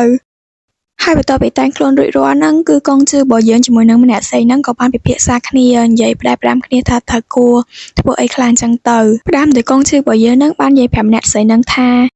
ត្រូវចងចាំណាបន្តិចទៀតនេះខ្ញុំនឹងចូលខ្លួនទៅរាប់ចំនួននាងដូច្នេះឆ្លៀតឱកាសពេលនោះសូមនាងចេញទៅផ្ដល់ដំណឹងចេញទៅខាងក្រៅដើម្បីឲ្យក្រុមរបស់ខ្ញុំបានដឹងហើយបន្តមកឆាប់រត់គេចត្រឡប់ទៅនគរយូវិញទៅហើយនាងអាចប្រើបន្តគុយដែលខ្ញុំបានឲ្យនាងទៅនោះដើម្បីឲ្យអ្នកយាមអនុញ្ញាតឲ្យនាងអាចចូលទៅក្នុងក្រុងវិញបានដូច្នេះចាប់ពីពេលនេះទៅអ្នកនាងមិនចាំបាច់ស៊ូទ្រាំនឹងការអាម៉ាស់បែបនេះទៀតទេត្រូវហើយខ្ញុំមិនចាំបាច់ស៊ូទ្រាំនឹងការអាម៉ាស់បែបនេះទៀតទេខ្ញុំនឹងព្យាយាមរត់គេចចេញពីទីនេះឲ្យបានតានារីដែលបាននៅឯណាឆាប់ឡើងពួកយើងនឹងត្រូវលោកមេទ័ពស្ដីបន្ទោសជាមិនខានទេដោយសារតែភាពយឺតយ៉ាវរបស់ពួកនាងពេលនេះកងទ័ពបានមកហើយសូមនាងចងចាំថានៅពេលដែលស្បៀងត្រូវបានដុតបំផ្លាញនោះបន្ទាយនឹងស្ថិតនៅក្នុងភាពវឹកវរហើយនេះគឺជាឱកាសតែមួយគត់ដែលនាងអាចរត់គេចចេញបានចឹងហើយគួរតែក្តៅផ្ដាស់ពេលវេលាឲ្យបានល្អទៅបើនាងធ្វើមិនបានល្អទេនោះនាងគួរតែដឹងពីលទ្ធផលរបស់វាហើយបន្ទាប់ពីកងជើរបស់យើងបាននិយាយផ្ដាប់ដាំជាមួយនឹងអ្នកស្រីនឹងបានរួចរាល់ហើយក៏បានចេញមកក្រៅតង់ហើយក៏បានទៅជាមួយនឹងកូនធានដែលមកនាំនាងទៅចឹងណាឯកូនធាននឹងវិញគឺថាឲ្យមានចាប់អារម្មណ៍ថាកងជើរបស់យើងមិនមែនជាម្នាក់ស្រីនឹងអីអត់ តែមើលទៅក៏បន្ទោសកូនទាហាននឹងអត់បានដែរដោយសារតែមើលទៅកូនជឿរបស់យើងពេលតែងខ្លួនចឹងទៅមានអីគឺថាអាចទទួលយកបានដែរតើចំណែកឯម្នាក់ស្រីនឹងវិញបន្ទាប់ពីកូនធានបានចេញទៅអស់ចឹងទៅក៏ចាប់ផ្ដើមចេញពីជ្រុំនឹងដើម្បីរត់គេចខ្លួនចឹងណាឯក្នុងចិត្តរបស់កូនជឿរបស់យើងវិញគឺថាបន់ឲ្យតែម្នាក់ស្រីនឹងរត់ចេញទៅឲ្យរួចទេ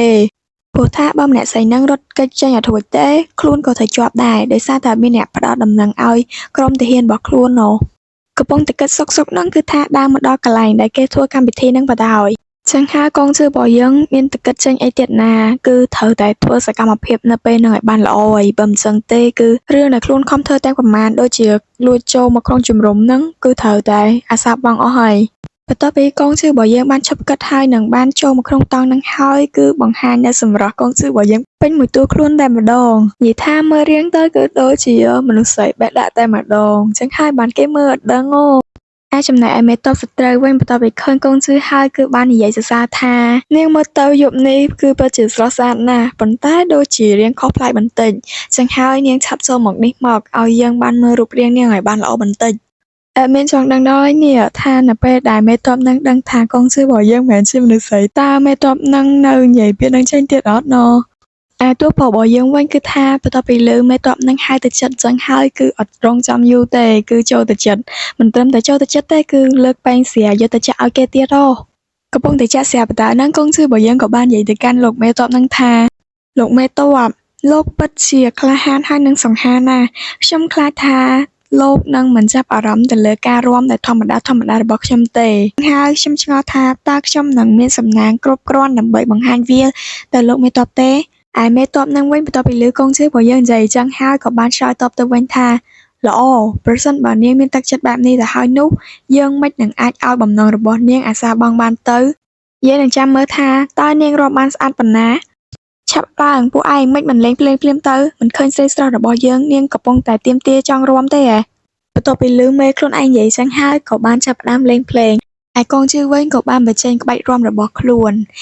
កន្លែងរាំនឹងអេដមានអត់ដឹងនិយាយថាម៉េចទេចឹងហើយស្ដាប់ភ្លេងតិចតួចណា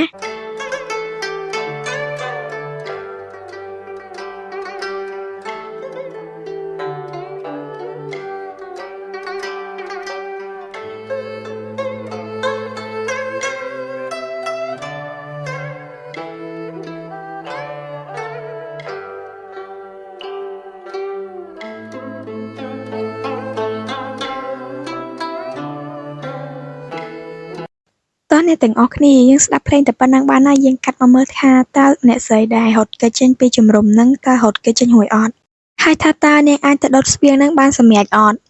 នៅពេលដែលម្នាក់ស្រីនឹងបានទៅដល់កន្លែងដែលគេរក្សាស្បៀងហើយនាងក៏បានអុជភ្លើងដើម្បីដុតស្បៀងទាំងអស់ហ្នឹងហើយក្នុងចិត្តហ្នឹងនៅពេលដែលកំពុងតែអុជភ្លើងបតាក៏បានគិតថាខ្លួននឹងពិតជាមានសំណាងដែលត្រូវបានជួយសង្គ្រោះដល់កងជើងរបស់ពួកយើងអីចឹងទៅហើយមានក្តីសង្ឃឹមក្នុងការរស់នៅក្នុងជីវិតខ្លួនម្ដងទៀតខ្ញុំគឺជាក្មេងស្រីម្នាក់ដែលមកពីគ្រួសារដ៏សមរម្យប៉ុន្តែមកពីពួកមនុស្សថោកទាបដូចជាពួកឯងទាំងអស់នេះហើយដែលបានចាប់យើងមកហើយបន្ទាបបន្ថោកយើងបែបនេះពួកឯងបានធ្វើបាបយើងដូចជាសត្វធាតុដូច្នេះហើយពេលនេះគឺដល់វេនរបស់យើងម្ដងហើយយើងនឹងដុតស្បៀងរបស់ពួកឯងទុកថានេះគឺជាការសងសឹករបស់យើងចំពោះពួកឯងទៅចុះអ្នកមានកូនរបស់ខ្ញុំពេលនេះខ្ញុំបានធ្វើអ្វីដែលខ្ញុំបានសន្យានឹងអ្នករួចហើយបន្ទាប់ពីស្បៀងត្រូវបានដុតចឹងហើយគឺថាកងទ័ពទាំងអស់ក៏បាននាំគ្នាមកដើម្បីផលិតភ្លើងចឹងណាពួកឯងឆាប់ឡើងតាមចាប់អ្នកដែលបានដុតភ្លើងនេះភ្លាមទៅហើយឆាប់យកទឹកមកផលិតភ្លាមមកពេលនេះស្បៀងរបស់ពួកយើងត្រូវបានគេដុតហើយឆាប់ឡើងឆាប់ទៅប្រាប់លោកមេតបភ្លាមទៅ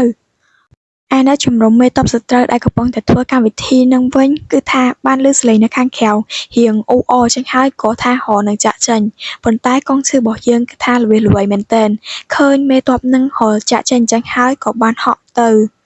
ដើម្បីទៅរកមេតបនឹងហើយនឹងខាត់មេតបនឹងឲ្យចាក់ចេញពីកន្លែងហ្នឹងឯងលោកមេតបហេតុអីបានជាលោកមិនមើលមកខ្ញុំបែបនេះអញ្ចឹងបើលោកមិនមើលមកខ្ញុំបែបនេះខ្ញុំខឹងហើយតើនាងកំពុងតែធ្វើអីហ្នឹងមិនបានជានាងហ៊ានយកដាវមកចង្អុលយើងបែបនេះអញ្ចឹងឬមួយនាងឡើងចង់រស់ហើយមែនទេឆាប់ទម្លាក់ដាវភ្លាមឯកងជើងរបស់យើងវិញគឺថាអត់ចាំយូរទេចាក់កោហើយមួយមើលអស់ម៉ានលុយ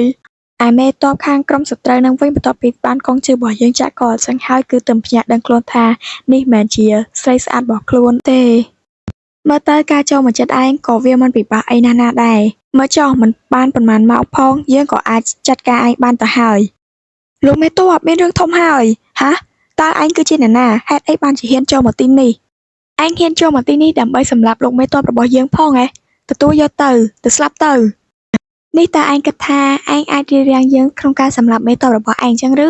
យើងថាឯងទប់តែផ្លែកំបិតរបស់យើងឲ្យតែបានសិនទៅរឿងប៉ុណ្ណឹងកងជឿបើអេដមីនឲ្យស្បៃហ៎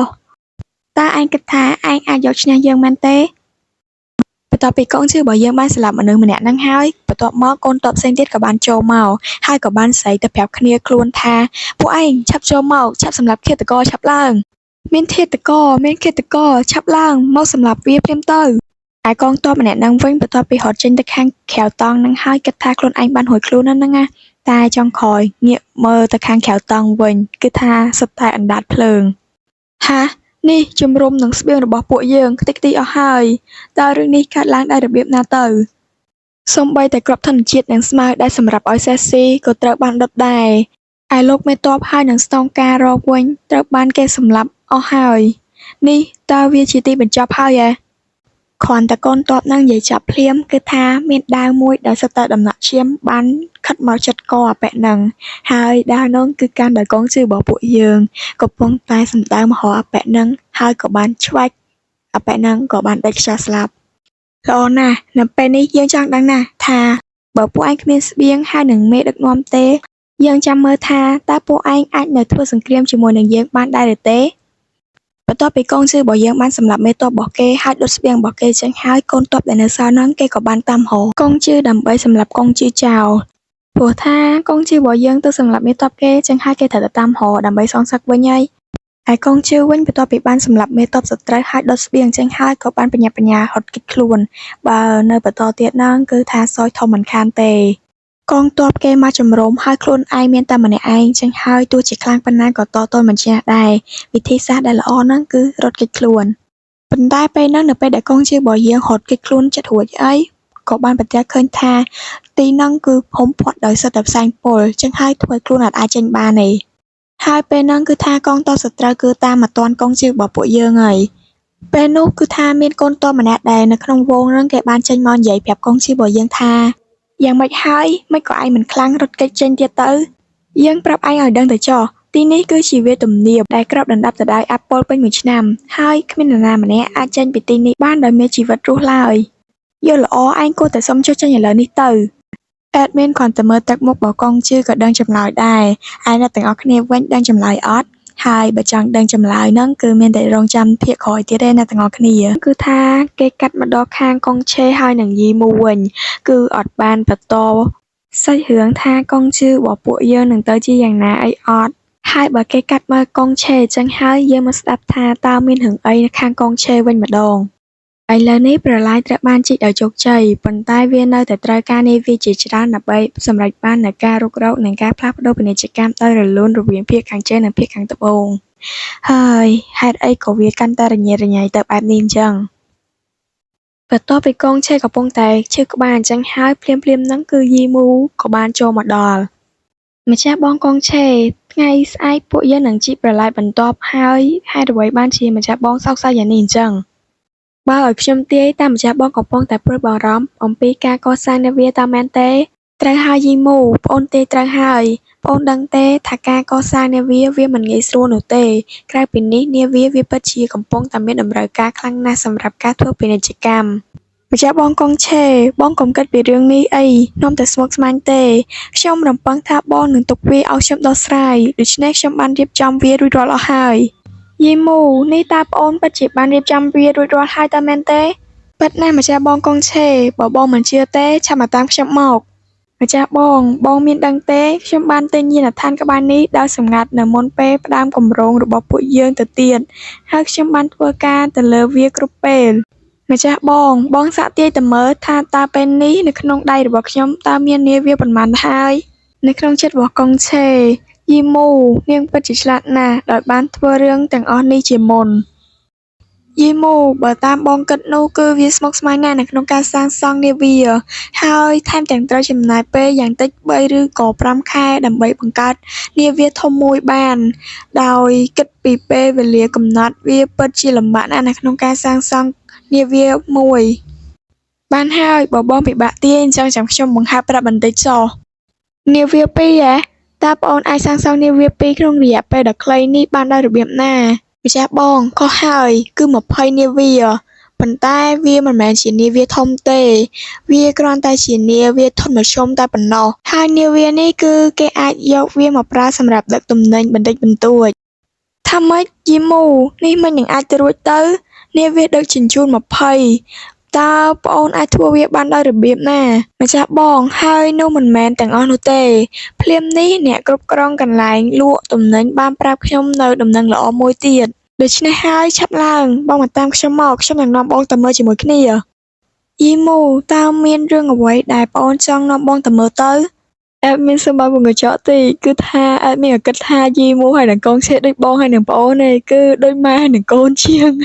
មានអារម្មណ៍ចឹងទេអែតមានអត់មូលហេតុដែលអែតមានគិតអញ្ចឹងហ្នឹងគឺថាឲ្យតែកូនឆេមានរឿងអីក៏ដោយក៏ត្រូវការយីមូយើងមកដោះស្រាយជំនួសដែរហើយនិយាយទៅគឺយីមូរបស់យើងហ្នឹងគិតគូរជំនួសកូនឆេច្រើនជាងដែលកូនឆេដឹងទៀតអាហ្នឹងគ្រាន់តែជាការគិតលេងសើចរបស់អែតមានទេអញ្ចឹងហើយបើអ្នកទាំងអស់គ្នាគិតអញ្ចឹងទេក៏អត់អីដែរវាអត់ខុសទាស់ទេអញ្ចឹងយើងទៅបន្តស្អីរឿងទៀតនៅពេលដែលយីមូរបស់យើងបាននាំកងឆេមកដល់កន្លែងដែរចង់ឲ្យកងឆេបានឃើញអញ្ចឹងហើយយីមូក៏បានលែងដៃហើយឲ្យកងឆេរបស់យើងបានបើកភ្នែកមើលឃើញអ្វីដែលខ្លួនចង់ឲ្យកងឆេឃើញអញ្ចឹងទៅអែតមានចង់និយាយថាអែតមានក៏ដឹងថាកងឆេបានឃើញអីដែរឃើញតែភ្នែកកងឆេយើងហ្នឹងភ្លាមហ្នឹងយីមូក៏បាននិយាយថាយ៉ាងម៉េចហើយម្ចាស់បងតើបងភ្ញាក់ផ្អើលទេមើលចុះតើបងមិនបានគិតទេមែនទេថាខ្ញុំអាចធ្វើវាបានខ្ញុំចងចាំថាថ្ងៃកំណើតរបស់ព្រះបិតាជិតមកដល់ហើយពួកយើងឲ្យវាតែគាត់ធ្វើជាអំណោយទៅយ៉ាងម៉េចដែរម្ចាស់បងកងឆេនេះគឺជាកំណត់ល្អណាស់យីមូនៅក្នុងចិត្តរបស់តួស្រីខ្ញុំសង្ឃឹមថាតាចាស់នឹងចូលចិត្តវាទៅចុះអែដមីនសុំនិយាយពីយីមូទៅប៉ុណ្ណឹងហើយកាត់មកខាងរាជវាំងវិញម្ដងព្រោះអីតាំងពីយីមូចេញពីវាំងអញ្ចឹងទៅអែដមីនអត់ដែលនិយាយមកខាងវាំងសោះអញ្ចឹងហើយយើងកាត់ទៅមើលព្រះអង្គនៅក្នុងវាំងវិញម្ដងមើលតែមុននឹងនិយាយពីព្រះអង្គអញ្ចឹងអែដមីនចង់សួរហ្វេនរបស់អែដមីនសិនថាមានពីណាគេលួចស្រឡាញ់ព្រះអង្គខ្លះបើមានកុំភ្លេចជួយខមមិនឲ្យអែដមីនបានដឹងផងអញ្ចឹងកុំឲ្យហ្វេនរបស់អែដមីនចាំយូរយើងទៅមើលព្រះអង្គទាំងអស់គ្នាមើលចុះក្នុងរបាយការណ៍នេះបានបង្ហាញថារាជបុត្ររបស់យើងកងជឺគឺបានធ្វើការងារបានយ៉ាងល្អដោយគេបានព្យាយាមសម្រាប់ប្រជារាស្ត្រនៅឯភាគពាយព្យពេលនេះបុត្ររបស់យើងគេបានរួមចំណែកដ៏អស្ចារ្យណាស់សម្រាប់ប្រទេសជាតិហើយប៉ុន្មានថ្ងៃមុនគេបានចូលទៅក្នុងបន្ទាយជំរំរបស់សត្រូវហើយបានបំផ្លាញផែនការវាយប្រហាររបស់នគរលូយេ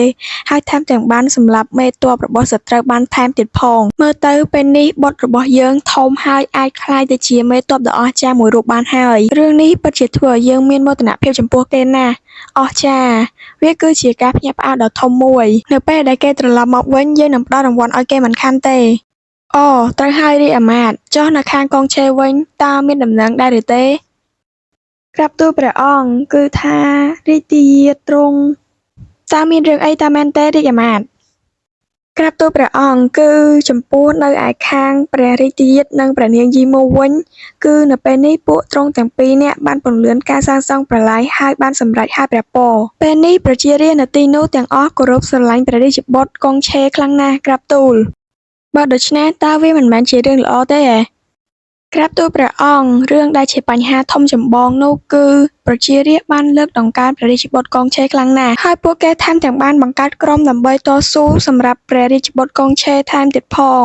ដោយសារតែប្រជារាស្ត្រនៅទីនោះគោរពដឹងគុណសម្បត្តិរបស់ព្រះរាជបុត្រកងឆេតែមិនដឹងអំពីគុណបំណាច់របស់ព្រះអង្គដែលជាស្ដេចនៃនគរយូនេះទេព្រះពរដូច្នេះហើយទូលបង្គំខ្លាចថានឹងមានការបះបោរប្រឆាំងក្រាបទូលហើយណាមួយដោយសារតែអ្វីទៅក្រាបទូលព្រះអង្គគឺដោយសារតែមានពាក្យចចាមអារាមនៅក្នុងចំណោមប្រជារាស្ត្រថាប្រឡាយរបស់ព្រះអង្គម្ចាស់កងឆេត្រូវបានសាងសង់ឡើងលឿនយ៉ាងនេះគឺដោយសារតែព្រះកំពុងតែជួយនៅខាងព្រះរាជបុត្រហើយពេលដែលទូលបង្គំបានទទួលដំណឹងបែបនេះទូលបង្គំក៏បានបញ្ជូនមនុស្ស ឲ្យទៅស៊ើបសួរហើយព្រះដែលគេបាននិយាយនោះគឺសំដៅទៅលើព្រះនាងយីមូព្រះពរហេតុផលដែលដំណឹងធំនេះមិនបានផ្សព្វផ្សាយនោះគឺដោយសារតែព្រះនាងយីមូទ្រង់បានប្រាប់ប្រជារាស្ត្រឲ្យលាក់បាំងអំពីរឿងទាំងអស់នេះហើយទូលបង្គំថែមទាំងបានស៊ើបដឹងអំពីរឿងសម្ងាត់មួយទៀតថានៅពេលនេះនៅក្នុងដៃរបស់ព្រះនាងយីមូទ្រង់មានអាវុធសម្ងាត់មួយថែមទៀតផងក្រាបទូលហើយតើលោកមានបានស៊ើបដឹងទេថាតើអាវុធសម្ងាត់នោះគឺជាអ្វីក្រាបទូលព្រះអង្គវត្ថុនោះត្រូវបានគេនិយាយថាគឺជាអាវុធដែលអាចបំផ្លាញភ្នំនិងបំផ្ទុះសមុទ្រហើយថាមពលរបស់វានោះគឺអាចលេបត្របាក់មេឃនិងផែនដីបានប្រសិនបើវាត្រូវបានប្រើប្រាស់សម្រាប់សង្គ្រាមគ្មានអ្វីដែលអាចបញ្ឈប់វាបានទេក្រាបទូលព្រះអង្គតើនេះគឺជាការពិតមែនទេតើវាគឺជាអាវុធដែលមានថាមពលដ៏អស្ចារ្យនៅលើโลกនេះឬក្រាបទូលព្រះអង្គហើយអាវុធនោះត្រូវបានបង្កើតឡើងដោយព្រះនាងយីមូព្រះអង្គទូលបង្គំសូមស្បត់ថាពាក្យសម្ដីទាំងអស់ដែលទូលបង្គំបាននិយាយនោះវាគឺជាការពិតទាំងអស់ល្អណាស់យីមូទ្រង់បែរជាជួយដល់រាជបុត្រកុងឆេផងឯយីមូបានបង្កើតអាវុធទាំងអស់នេះដើម្បីតែជួយកុងឆេបះបោរតើមែនទេយើងនឹងមិនអនុញ្ញាតឲ្យរឿងបែបនេះកើតឡើងបានទេហើយយើងនឹងមិនអាចឲ្យអំណាចរបស់យើងត្រូវបានបំផ្លាញនៅក្នុងដៃរបស់អ្នកណាបានដែរទោះបីជានៅក្នុងដៃរបស់បុត្ររបស់យើងក៏ដោយដោយផ្ដាំភាគទី45ហ្នឹងគឺថាគេបានកាត់មកខាងយីមូវិញម្ដងហើយភ្លាមគ្រាន់តែចូលសាច់រឿងភ្លាមគឺពួកយើងក៏បានឃើញយីមូកំពុងតែអង្គុយឆ្លាក់អ្វីនៅលើប្រទះក្តារឈើដែលកំពុងតែកាន់នៅក្នុងដៃហើយនៅពេលដែលកំពុងតែធ្វើវាបតើយីមូក៏បានគិតនៅក្នុងចិត្តថាប្រសិនបើខ្ញុំបន្ថែមរូបក្បាលនាគនៅក្បាលទូកវាកាន់តែមើលទៅមានអំណាចតើខ្ញុំគួរតែបន្ថែមរូបក្បាលនាគនៅក្បាលទូកទេណតែបើមានរូបក្បាលនាគបែបនេះវាមើលទៅកាន់តែមានអំណាចសង្ឃឹមថាបិតានឹងចូលចិត្តវាទៅចុះភ្លាមនៅពេលដែលយីមូកំពុងតែសម័យហ្នឹងក៏មានកូនទាហានមួយបានរត់ចូលមកប្រាប់យីមូថាព្រះនាងមានរឿងធំហើយក្រាបទូលហាតើមានរឿងអីទៅឆាប់និយាយមកក្រាបទូលព្រះនាងទូលបង្គំមិនដឹងគួរនិយាយពន្យល់ត្រង់ដូចម្តេចទេព្រះពរដូច្នេះហើយទូលបង្គំសុំយាងព្រះនាងទៅឯមាត់ទន្លេដើម្បីយាងតតឆាប់មើលទៅនោះគឺជាវត្ថុទិព្វយើងឮថាវាត្រូវបានគេនិយាយថានៅពេលដែលស្ដេចនៃនគរវូតុងសាងសង់ប្រឡាយរួចរាល់ភ្លាមលោថ្នាំទិព្វនេះគឺបានផុសចេញមកពីទីកន្លែងណាក៏មិនដឹងហើយវាប្រៀបដូចជាវត្ថុនាំសារពីព្រះជាម្ចាស់អញ្ចឹងព្រោះថាវាតែងតែមានពាក្យទំនាយមួយឃ្លាដែលបានលេចឡើងនៅលើជើងទម្រនៃឡថ្នាំទិព្វដ៏ពិសេសមួយនោះហើយចុះឯងមានដឹងអត់ថាទំនាយនោះគឺជាអីទៅណែយើងប្រាប់ឯងតាមត្រង់ទៅចុះយើងទោះជាយើងដឹងក៏យើងមិនហ៊ានប្រាប់ឯងដែរព្រោះថាយើងអាចនឹងស្លាប់ដោយមិនដឹងមូលហេតុក៏ថាបានណែតើឯងតែខ្លាចរឿងអ្វីទៅតើអាចទេថាវាគឺជាសារពីព្រះដែលចង់ប្រាប់មកកាន់ពួកយើងថាព្រះមិនពេញចិត្តនឹងព្រះអង្គបច្ចុប្បន្ននេះទេហើយព្រះបែរជាចង់ឲ្យរាជយាតឡើងធ្វើជាស្ដេចថ្មីបន្តភ្លាមនោះគឺថាយីមូក៏បានមកដល់កន្លែងដែរគេបានរកឃើញវត្ថុទិព្វនឹងព្រះនាងយីមូបានយាងមកដល់ហើយឆាប់ជាផ្លូវភ្លាមហើយគ្រាន់តែយីមូបានដើរមកជិតវត្ថុទិព្វនឹងភ្លាមគឺថាអត់ចាំយូរទេគឺបើកមើលភ្លាមតែម្ដងហើយពេលបើកមកហ្នឹងគឺមើលទៅដូចជាជើងពៀនឬក៏អីម្យ៉ាងតែ admin អត់ដឹងដូចគ្នាហើយបើអ្នកទាំងអស់គ្នាដឹងកុំភ្លេចជួយ comment ប្រាប់ admin ផង admin ដឹងតែថាក្នុងភាសាចិនហ្នឹងគេហៅវាថាតាក្រទីងអូខេអញ្ចឹងយើងទៅបន្តសាច់រឿងយើងបន្តទៀតហើយនៅពេលដែលបានបើកឃើញវត្ថុទិព្វនឹងភ្លាមគឺអ្នកទាំងអស់គ្នាក៏បានឃើញពាក្យមួយឃ្លាដែលគេបានឆ្លាក់នៅជាប់នឹងវត្ថុនឹងថាអ្នកដែលអាចសាងសង់ប្រាជ្ញនៅទីនេះបានគឺជាអ្នកក្តោបក្តាប់ទឹកដីទាំងមូលភ្លាមនៅពេលដែលប្រជារាស្ត្របានឃើញអក្សរអញ្ចឹងហើយគេក៏បាននាំគ្នាស្រែកឡើងព្រមគ្នាថាធ្វើឲ្យរដ្ឋរីកចម្រើនដោយសូមឲ្យព្រះនាងហើយនិងព្រះរាជយាតឡើងគ្រងរាជ្យនេះគឺជាសារមកពីព្រះចង់ឲ្យព្រះរាជយាតនិងព្រះនាងយីមូគ្រប់គ្រងទឹកដីនេះដូច្នេះហើយពួកទូលបង្គំសូមឲ្យព្រះរាជយាតហើយនិងព្រះនាងឡើងសោយរាជ្យសូមឲ្យព្រះរាជយាតហើយនិងព្រះនាងយីមូឡើងគ្រប់គ្រងទឹកដីនៅក្នុងចិត្តរបស់យីមូនេះមិនមែនជាសារពីព្រះស្អីទេព្រះបិតាសម្ចាស់បងកុងឆេដើម្បីតែកំចាត់ម្ចាស់បងកុងឆេចោលព្រះបិតាបានរៀបចំអន្ទាក់មួយនេះឡើងមកនេះព្រះបិតាចង់ប្រើប្រជារាស្ត្រដើម្បីតែសម្លាប់យើងហើយនិងម្ចាស់បងកុងឆេចោលហើយសេនាឆាប់យកវត្ថុអកុសលនេះយកទៅកប់ចោលភ្លាមទៅពេលនេះម្ចាស់បងកុងឆេបានខ្លាចទៅជាកូនដៅរបស់មនុស្សមិនល្អមាននរណាម្នាក់កំពុងតែព្យាយាមធ្វើបាបទ្រង់ហើយសេនាតើពេលនេះរាជយាតនៅឯណាឆាប់នាំយើងទៅជួបទ្រង់ភ្លាមព្រះនាងពេលនេះមានរឿងធំកើតឡើងហើយព្រះនាង នេះក្រែងឯងគឺជាអង្គរៈរបស់ម្ចាស់បងរបស់យើងទៅតើហើយហេតុអីបានជាឯងមិននៅការពារម្ចាស់បងកងឆេព្រះនាងមានរឿងធំកើតឡើងលើរាជយាតហើយក្រាបទូលគឺរាជយាតត្រូវបានគេលបធ្វើឃាតព្រះពរហាថាម៉េចតើឯងនិយាយថាតើមានអ្នកចូលមកធ្វើឃាតម្ចាស់បងកងឆេអញ្ចឹងឬហើយបន្ទាប់ពីបានដំណឹងថាមានអ្នកចូលមកធ្វើឃាតកងឆេអញ្ចឹងហើយគឺយីមូរបស់យើងក៏បានត្រឡប់មកមើលកងឆេនៅឯរាជដំណាក់វិញហើយនៅពេលដែលយីមូបានមកដល់ភ្លាមគឺថារាជពេទ្យកំពុងតែនៅស្ទង់ជីពចោឲ្យកងឆេរបស់ពួកយើងភ្លាមយីមូក៏បានសួរទៅរាជពេទ្យទាំងភ័យថារាជពេទ្យតើម្ចាស់បងកងឆេរបស់យើងទ្រង់មិនអីទេមែនទេក្រាបទូលព្រះនាងវាមិនល្អនោះទេគឺថាដៃរបស់ឃាតករបានចាក់ចំចំណុចសំខាន់របស់រាជយាតហើយក្រាបទូលកុំដោយសារតែរាជយាតទ្រង់បានពេលអាការពារទេកុំអីទ្រង់នឹងមានគ្រោះថ្នាក់ធ្ងន់ធ្ងរជាមិនខានទេដោយពេលនេះរាជយាតបានរងរបួសយ៉ាងធ្ងន់ធ្ងរដូច្នេះទ្រង់ត្រូវទៅនៅសម្រាប់ព្រះកាយនៅទីនេះដើម្បីព្យាបាលអញ្ចឹងហើយទូលបង្គំខ្លាចថារាជយាតទ្រង់មិនអាចធ្វើដំណើរទៅជាមួយនឹងកម្មករដើម្បីធ្វើការសាងសង់បានបន្តទៀតទេបន្ទាប់ពីបានឮរាជពេទ្យនិយាយចឹងហើយនៅក្នុងចិត្តរបស់យីមូយើងកំពុងតែគិតយ៉ាងច្រើនព្រោះថាភ្លាមគឺមានបញ្ហាហត់ចូលមកច្រើនខ្លាំងមែនទែនមុនដំបូងហ្នឹងគឺរកឃើញវត្ថុទិព្វបន្ទាប់មកត្រូវដោះស្រាយមួយពាក្យរបស់ប្រជារាស្ត្រហើយឥឡូវហ្នឹងកងឆេមកត្រូវរបួសអីទៀតណាចឹងហើយយីមូរបស់យើងក៏សម្រាប់ដើម្បីអង្គុយគិតហើយកំពុងតែគិតសុកហ្នឹងក៏នឹកឃើញមកថាម្ចាស់បងកងឆេបានចេញទៅត្រួតពិនិត្យការងារជាមួយនឹងក្រុមមន្ត្រីជិតស្និទ្ធរបស់គាត់តាមធម្មតាប៉ុន្តែកន្លែងសម្ងាត់ដែលគាត់បានទៅរាល់ដងនោះគឺត្រូវបានលាតត្រដាងគាត់ត្រូវបានឃាតករចេញមកធ្វើឃាតភ្លាមនៅពេលដែលគាត់បានចាក់ចេញពីដំណាក់កំឡុងពេលជាមួយគ្នានោះមាននរណាម្នាក់បានឃើញវត្ថុបុរាណដែលបានគេស្គាល់ថាជាវត្ថុដែលបាននាំសារពីព្រះបានលេចឡើងមកថែមទៀតតើរឿងទាំងអស់នេះវាកើតឡើងជួនពេលគ្នាពេកហើយទៅដឹងនេះឬមួយមាននរណាម្នាក់ដែលនៅក្នុងក្រុមរបស់យើងជាអ្នកស៊ើបការនៅពេលដែលព្រះបិតាបានដឹងអំពីរឿងទាំងអស់នេះប្រាកដណាស់ព្រះបិតានឹងផ្ដល់រាជបញ្ជាឲ្យកោះហៅរាជយាតត្រឡប់ទៅរាជធានីដើម្បីចូលគាល់ទ្រង់ហើយតែពេលនេះម្ចាស់បងកងឆេកំពុងតែមានរបួសប្រាកដណាស់ទ្រង់គឺមិននឹងអាចចូលគាល់តាមរាជបញ្ជាបានទៅ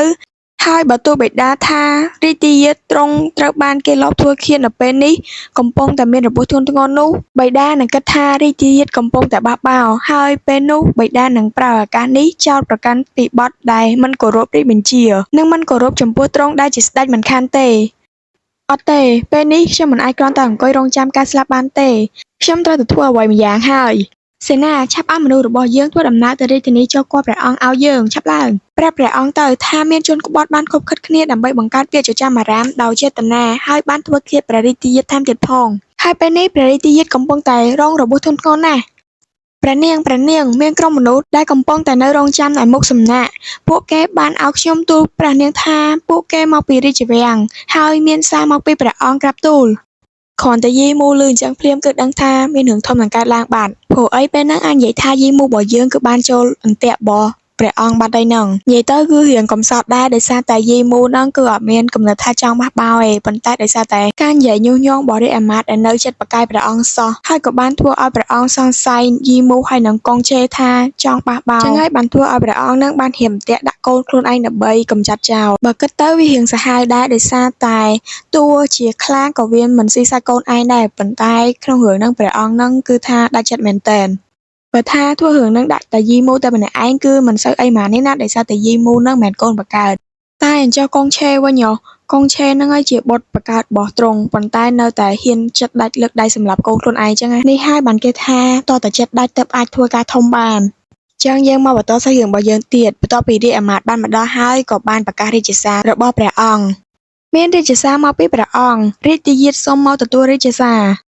សូមទោសផងរាជអាមាត្យរាជយាតមិនអាចមកទទួលរាជសារបានទេដូច្នេះទ្រង់ឲ្យយើងមកទទួលជំនួសព្រោះថារាជយាតពេលនេះកំពុងតែត្រូវរបួសធ្ងន់ធ្ងរព្រះនាងយីមូមិនបានជាទ្រង់ហ៊ានល្មើសនឹងរាជបញ្ជារបស់ព្រះអង្គបែបនេះអញ្ចឹងតើទ្រង់អាចទទួលរ៉ាប់រងទោសទាំងអស់នេះបានដោយរបៀបណាឬមួយនេះទ្រង់កំពុងតែចង់មិនទទួលរាជសាររបស់ព្រះអង្គតើមែនទេទ្រង់ដឹងតែថាទោសដែលទ្រង់មិនទទួលរាជសារនោះគឺជាទោសប្រហារជីវិតណារាជអាមាត្យលោកខុសហើយយើងគ្រាន់តែចង់តំណាងឲ្យព្រះរាជយាតនៅពេលនេះដើម្បីតែទទួលរាជសាររបស់ព្រះអង្គតែប៉ុណ្ណោះព្រោះថាលោកមិនឃើញទេពេលនេះរាជយាតកំពុងតែស្ថិតនៅក្នុងគ្រោះថ្នាក់ទ្រង់មិនអាចសូម្បីតែបើកភ្នែកមើលលោកផង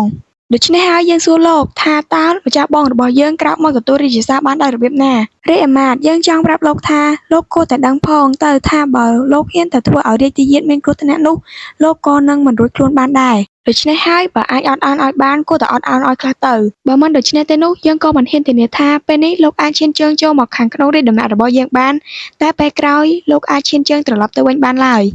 គឺថាដោយពេលនេះរាជទាយាទកំពុងតែមានរបួសធ្ងន់ធ្ងរដូច្នេះសូមឲ្យព្រះនាងយីមូមកទទួលរាជសារជំនួសនេះគឺជារាជសារដែលបានមកពីព្រះអង្គទ្រង់មានរាជបញ្ជាដូចតទៅយើងថ្មីនេះបានលើមកថារាជទាយាទបានព្យាយាមយ៉ាងខ្លាំងនៅក្នុងការធ្វើកិច្ចការបម្រើប្រជារាស្ត្របម្រើជាតិនិងបម្រើទឹកដីដោយឃើញពីគុណសម្បត្តិរបស់ព្រះរាជទាយាទបែបនេះយើងសូមចេញរាជបញ្ជាឲ្យរាជទាយាទយើងត្រឡប់មករាជធានីវិញជាបន្ទាន់ដើម្បីចូលគាល់ហើយក៏ដើម្បីស្ដាប់ការពន្យល់ខ្លះពីរាជទាយាទផងដែរដូច្នេះសូមឲ្យព្រះនាងយីមូឡើងមកជំនួសព្រះរាជទាយាទដើម្បីទទួលរាជសារខនតែលើរាជសាររបស់ព្រះអង្គអញ្ចឹងភ្លាមគឺថានៅក្នុងចិត្តរបស់យីមូនេះតើព្រះអង្គចង់ស្ដាប់ការពន្យល់ស្អីទៅផ្ដល់គុណសម្បត្តិស្អីទៅច្បាស់ណាស់ថាវាគ្រាន់តែជាល្បិចរបស់ទ្រង់ដែលរៀបចំដើម្បីតែកម្ចាត់ពួកយើងចោលតែប៉ុណ្ណោះល្អណាស់យើងខំចាត់ទុកគេគឺជាឪពុករៀបចំអំណោយថ្ងៃខួបកំណើតដ៏ធំសម្រាប់ទ្រង់ប៉ុន្តែលើសពីអ្វីដែលយើងបានរំពឹងគិតទៅទៀតគឺទ្រង់បែរជាសង្ស័យចំពោះយើងហើយថែមទាំងចង់កម្ចាត់យើងចោលថែមទៀតផងស្ដាយទឹកចិត្តរបស់យើងដែលយើងខំចាត់ទុកគេគឺជាឪពុកខ្លាំងណាស់លោករាជអាមាត្យអត់ទោសឲ្យខ្ញុំផងគឺខ្ញុំមានពាក្យចង់និយាយប្រឡាយរបស់ពួកយើងទើបតែសាងសង់រួចមិនទាន់អាចបើកឲ្យប្រើបានទេឥឡូវនេះយើងត្រូវធ្វើដំណើរទៅវិញដោយការដឹកជញ្ជូនពេលនេះរាជទាយាទទើបតែមានរបួសយ៉ាងធ្ងន់ធ្ងរដោយសារតែឃាតករបានលួចធ្វើឃាតទ្រង់ដូច្នេះហើយទ្រង់មិននឹងអាចធ្វើដំណើរឆ្ងាយបានទៅនៅពេលនេះរាជបេសូនេះតើលោកមានន័យថារាជទាយាទអាចត្រឡប់ទៅរាជធានីបានលុះត្រាតែធ្វើដំណើរតាមទូកឬសំពៅអញ្ចឹងឬហើយលុះត្រាតែប្រឡាយត្រូវបានបើកថែមទៀតតើយើងត្រូវរងចាំពេលប៉ុន្មានទៅបានហើយលោករាជអាមាត្យលោកមិនចាំបាច់រងចាំយូរទេយើងនឹងបើកផ្លូវធំទាំងខាងជើងនិងខាងត្បូងនៃប្រឡាយក្នុងរយៈពេលត្រឹមតែមួយថ្ងៃប៉ុណ្ណោះដូច្នេះនៅថ្ងៃបន្ទាប់យើងអាចត្រឡប់ទៅរាជធានីវិញតាមសំពៅបានហើយព្រះនាងសូមទ្រង់ពិចារណាវាម្ដងទៀតទៅតើវាអាចទៅរួចដោយរបៀបណាក្នុងរយៈពេលត្រឹមតែមួយថ្ងៃតើទ្រង់អាចបញ្ចប់វាបានដោយរបៀបណាទៅល្អណាស់ព្រះនាងយីមូវាគឺជាការប្រសើរណាស់យើងនឹងរងចាំមួយថ្ងៃហើយប្រសិនបើព្រះនាងទ្រង់មិនអាចធ្វើវាបានទេនោះទ្រង់ត្រៀមខ្លួនរងចាំតែការកាត់ទោសទៅបានហើយនេះវាគឺជាកិច្ចព្រមព្រៀងតាមហេតុទី46ហ្នឹងគឺថាបានឃើញយីមូកំពុងតែជិះសេះហើយចាក់ចេញទៅតែម្នាក់ឯងឯសេនាដែលនៅក្បែរយីមូហ្នឹងក៏បានស្រែកទៅប្រាប់យីមូថាព្រះនាងម្ចាស់ពេលនេះរាជទាយាទទ្រង់កំពុងតែសន្លប់នៅឡើយទេតើទ្រង់កំពុងយាងចេញទៅណាហ្នឹងអាយីមូវិញគឺថាជីសេះអត់ទាន់បានទៅឆ្ងាយពេកទេអញ្ចឹងហើយក៏នៅតែស្ដាប់ឮសំឡេងរបស់សេនារបស់ខ្លួនអញ្ចឹងហើយក៏បានស្រែកទៅកាន់សេនាវិញថាយើងនឹងទៅបើកផ្លូវសម្រាប់ធ្វើដំណើរទៅរាជធានីវិញថាម៉េចព្រះនាងទ្រង់ត្រឡប់មកវិញមកក្រាបទូលទ្រង់មិនអាចធ្វើតែអង្អែងបែបនេះបានទេ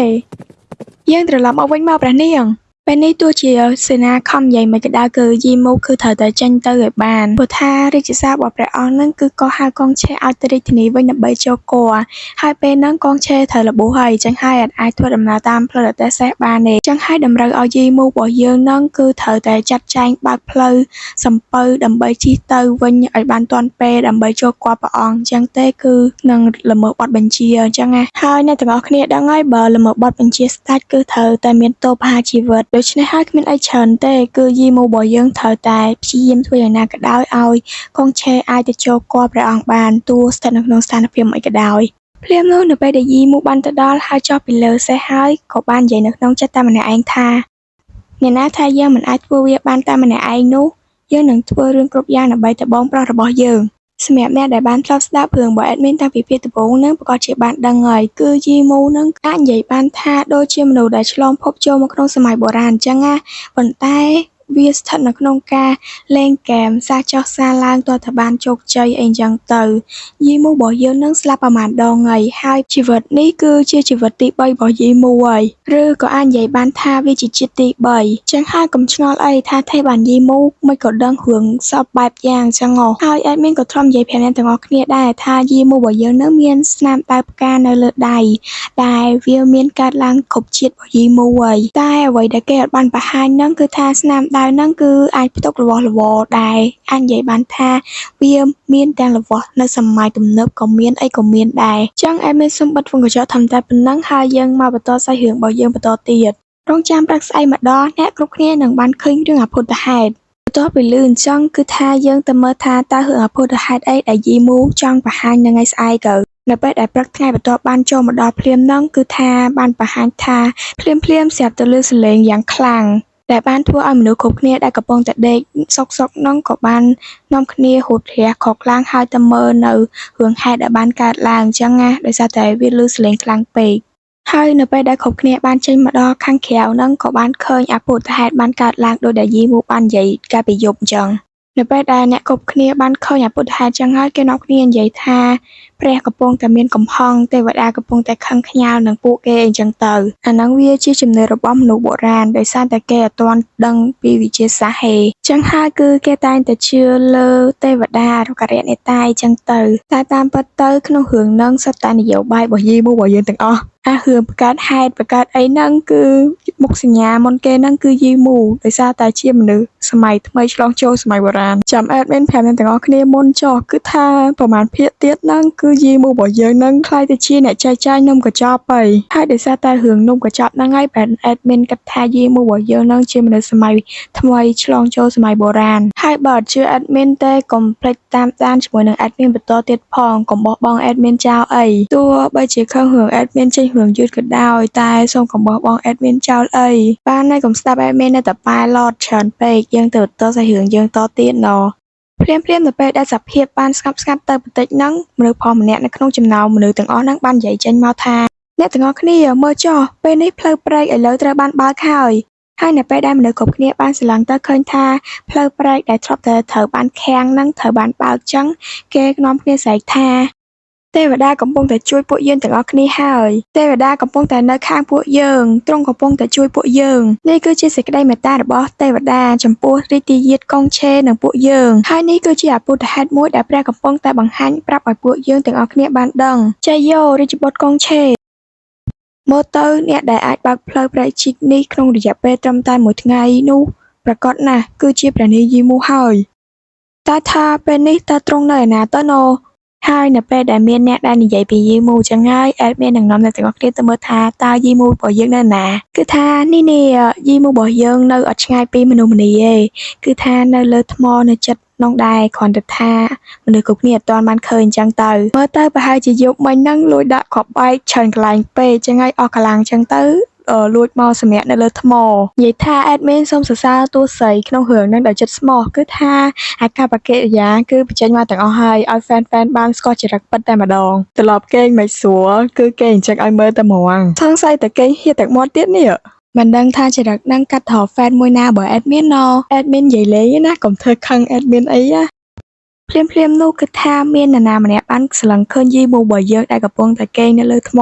គឺរបៀបថាមិញហ្នឹងគេល្បួទៅមើលអាភូតហេតុដែលកើតចឹងហើយគេអត់បានស្លឹងឃើញមនុស្សដែលគេងនៅលើថ្ម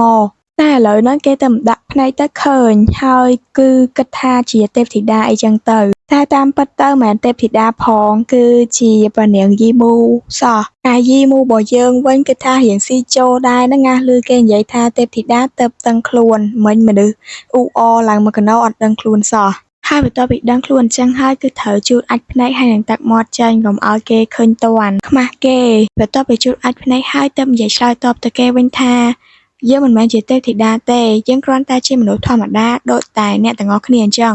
នៅក្នុងចិត្តរបស់យីមូពេលនេះផ្លូវត្រូវបានបើកបានសម្រេចហើយវាជារឿងដ៏ធំមួយដែលយើងខ្លាចជាងគេព្រោះថាយើងលែងអាចលាក់បាំងរឿងដែលយើងប្រើគ្រឿងផ្ទុះដើម្បីប្រើសម្រាប់បើកផ្លូវនេះបានបន្តទៀតហើយអ្នកគ្រប់គ្នាយើងសូមសួរអ្នកទាំងអស់គ្នាមួយតើអ្នកទាំងអស់គ្នាបានលើកឃ្លាមួយទេថាអ្នកដែលអាចជីកព្រែកនេះបាននឹងឡើងគ្រប់គ្រងទឹកដីយើងប្រកាសថាអ្នកទាំងអស់គ្នាបានដឹងអំពីរឿងនេះព្រោះថាថ្ងៃមុននេះមានវត្ថុទិព្វដែលបានលេចឡើងពីផ្ទៃទឹកវាគួរតែជាប្រផ្នូលល្អវាជាសញ្ញាមួយពីព្រះបានបញ្ជូនសារឲ្យទៅកាន់ចៅអធិរាជដែលបានសុំឲ្យរាជយាទកសាងប្រឡាយនិងនាំមកនូវភាពរុងរឿងដល់ប្រជារាស្ត្រប៉ុន្តែពេលនេះរាជយាទត្រូវបានគេបង្កាច់បង្ខូចពីបទក្បត់ជាតិហើយត្រូវបានឃាតករលួចធ្វើគារថែមទៀតផង ពេលនេះជីវិតទ្រង់កំពុងតែស្ថិតនៅក្នុងភាពគ្រោះថ្នាក់ស្របពេលជាមួយគ្នានេះដែររាជសាររបស់ព្រះអង្គបានកោះហៅរាជយាទឲ្យត្រឡប់ទៅរាជវាំងវិញដើម្បីចូលគាល់រាជយាទបានពន្យាពេលការចាកចេញរបស់ទ្រង់ដោយសារតែរបួសដ៏ធ្ងន់ធ្ងរបន្ទាប់មកទ្រង់ត្រូវបានគេចោទប្រកាន់ពីបទមិនគោរពរាជសាររបស់ព្រះអង្គហើយប្រឡាយដែលត្រូវការរយៈពេល1 ខែដើម្បីបញ្ចប់ត្រូវបានបញ្ឈប់សម្រាប់ការសាងសង់បន្តហេតុនេះហើយបានជាទេវតាខឹងក្រោធហើយបានធ្វើឲ្យមានព្យុះភ្លៀងមកកាន់ទីកន្លែងដែលជីកប្រឡាយបែបនេះនោះគឺជាសញ្ញាពីទេវតាដែលបញ្ជាក់ថារាជយាទទ្រង់គ្មានកំហុសអីទេហើយបន្ទាប់ពីប្រជារាស្ត្របានស្ដាប់សម្ដីរបស់យីម៉ូចឹងហើយគេក៏នាំគ្នាស្រែកថាត្រូវហើយរាជយាទទ្រង់គ្មានកំហុសអីទេរាជយាទមិនមានកំហុសទេអ្នកទាំងអស់គ្នាបានឃើញហើយទេវតាអាណិតដល់រាជយាទទ្រង់បានបង្កាត់កដើម្បីតែបើកផ្លូវប្រឡាយដើម្បីឲ្យរាជយាទទ្រង់អាចធ្វើដំណើរត្រឡប់ទៅរាជធានីវិញតាមសំពៅក្បាលនេះដូច្នេះហើយយើងចង់សួរអ្នកទាំងអស់គ្នាថាតើមាននរណាចង់ជូនដំណើររាជយាទត្រឡប់ទៅរាជធានីវិញទូលបង្គំព្រះនាងទូលបង្គំរាជយាទមានគុណធំណាស់ចំពោះពួកយើងនឹងជូនដំណើររាជយាទត្រឡប់ទៅរាជធានីវិញត្រូវហើយពួកយើងគ្រប់គ្នានឹងស្ម័គ្រចិត្តជូនដំណើររាជយាទត្រឡប់ទៅវិញល្អណាស់អ្នកទាំងអស់គ្នានឹងត្រឡប់ទៅរាជធានីវិញជាមួយនឹងយើងហើយគ្រាន់តែយីម៉ូរបស់យើងនិយាយចឹងភ្លាមសំពៅជាច្រើនក៏បានមកដល់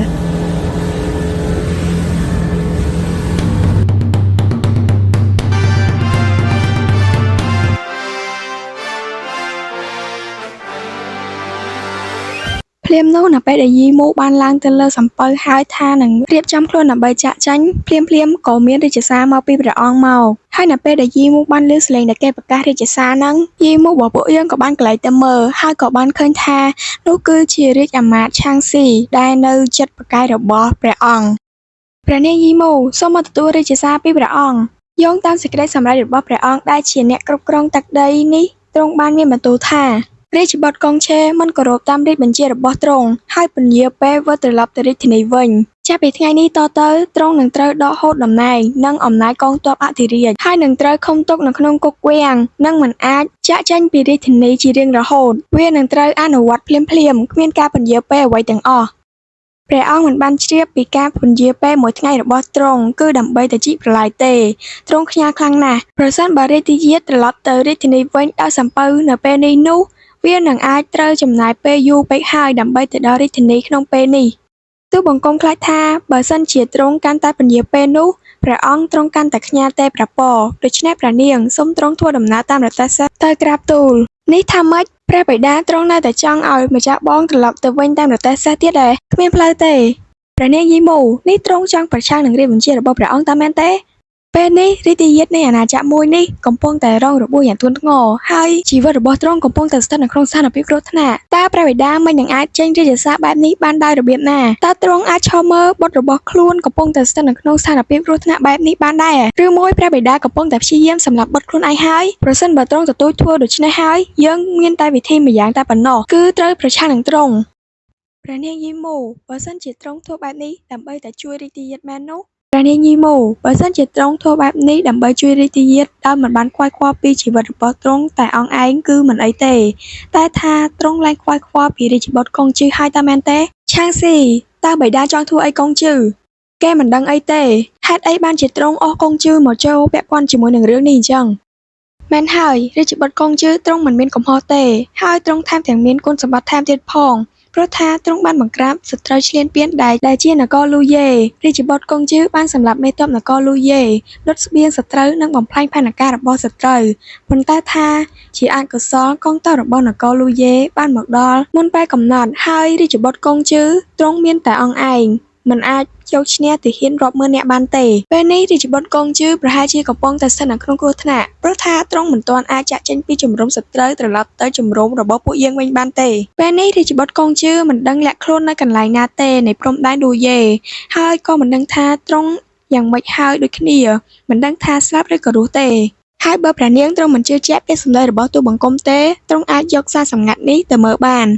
ព្រះនាងយីម៉ូទូលបង្គំចង់ប្រាប់ទ្រង់រឿងមួយគឺថាវាទំនាបនៅព្រំប្រទល់លូយេគឺជាតំបន់ដែលមានគ្រោះថ្នាក់អ្នកដែលបានចូលទៅហើយគឺមិនអាចត្រឡប់ចេញមកវិញបានទេព្រោះថានៅទីនោះពោពេញទៅដោយអពលហើយបើរាប់ពីពេលដែលរាជបុត្រកុងជឺបានចូលទៅទីនោះគឺ7ទៅ8ថ្ងៃហើយចេតនារបស់ព្រះអង្គគឺទូលបង្គំប្រកាសថាព្រះនាងទ្រង់បានដឹងច្បាស់ណាស់ ប្រសិនបើព្រះនាងប្រកល់វិធីធ្វើគ្រឿងផ្ទុះនោះឲ្យតែព្រះអង្គទ្រង់នឹងបញ្ជូនទាហានល្អបំផុតដើម្បីទៅជួយសង្គ្រោះរាជបុត្រកុងជឺទូលបង្គំគិតថាព្រះនាងប្រកាសជាយល់ពីហេតុផលនេះហើយប្រសិនបើព្រះនាងមិនចង់បាត់បង់ម្ចាស់ប្អូនដ៏ល្អរបស់ទ្រង់ទេសូមឆាប់ធ្វើការសម្រេចចិត្តទៅ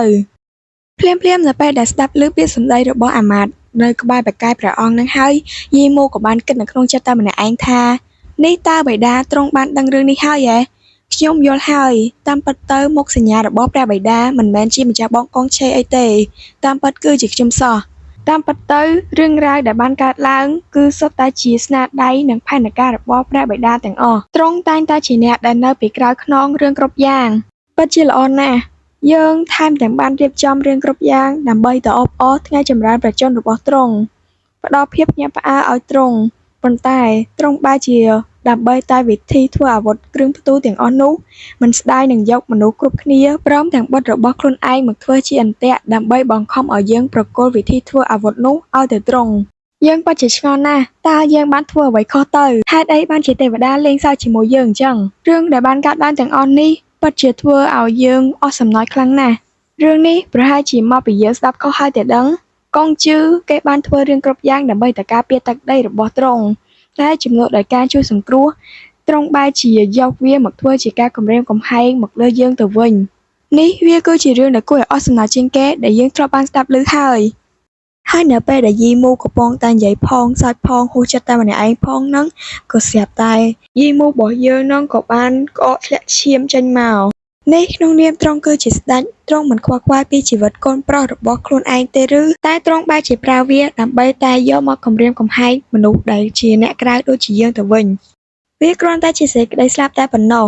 បើទ្រង់ខ្លួនឯងដែលជាបិតាមិនខ្វល់ផងហើយអ្វីយើងត្រូវខ្វល់នោះជឿទៅហ្វេនអើយអែតមានប្រាប់ចោះគឺថាអ្នកដែលនិយាយថាអត់ខ្វល់ពីកងជឺនឹងមិនអាចជាយីមូបានទេនិយាយមកថាមិនខ្វល់តែក្នុងចិត្តកំពុងតែភ័យបោកពួរបដាហើយចាំមើលតែភាគក្រោយនឹងយីមូហ៊ានតែរត់ទៅរកកងជឺនឹងអែតមានដឹងទៅចូលទៅក្នុងសាច់រឿងនឹងដើម្បីវាយយីមូហើយអែតមាននិយាយលេងណាទាំងអស់គ្នាអែតមានចូលទៅក្នុងសាច់រឿងមិនកើតបើថាទៅបំភ្លៃសាច់រឿងអាចតែថាក្នុងនាមអេដមីនជាអ្នកសម្រាយរឿងដ៏ស្មោះត្រង់ម្នាក់អេដមីននឹងមិន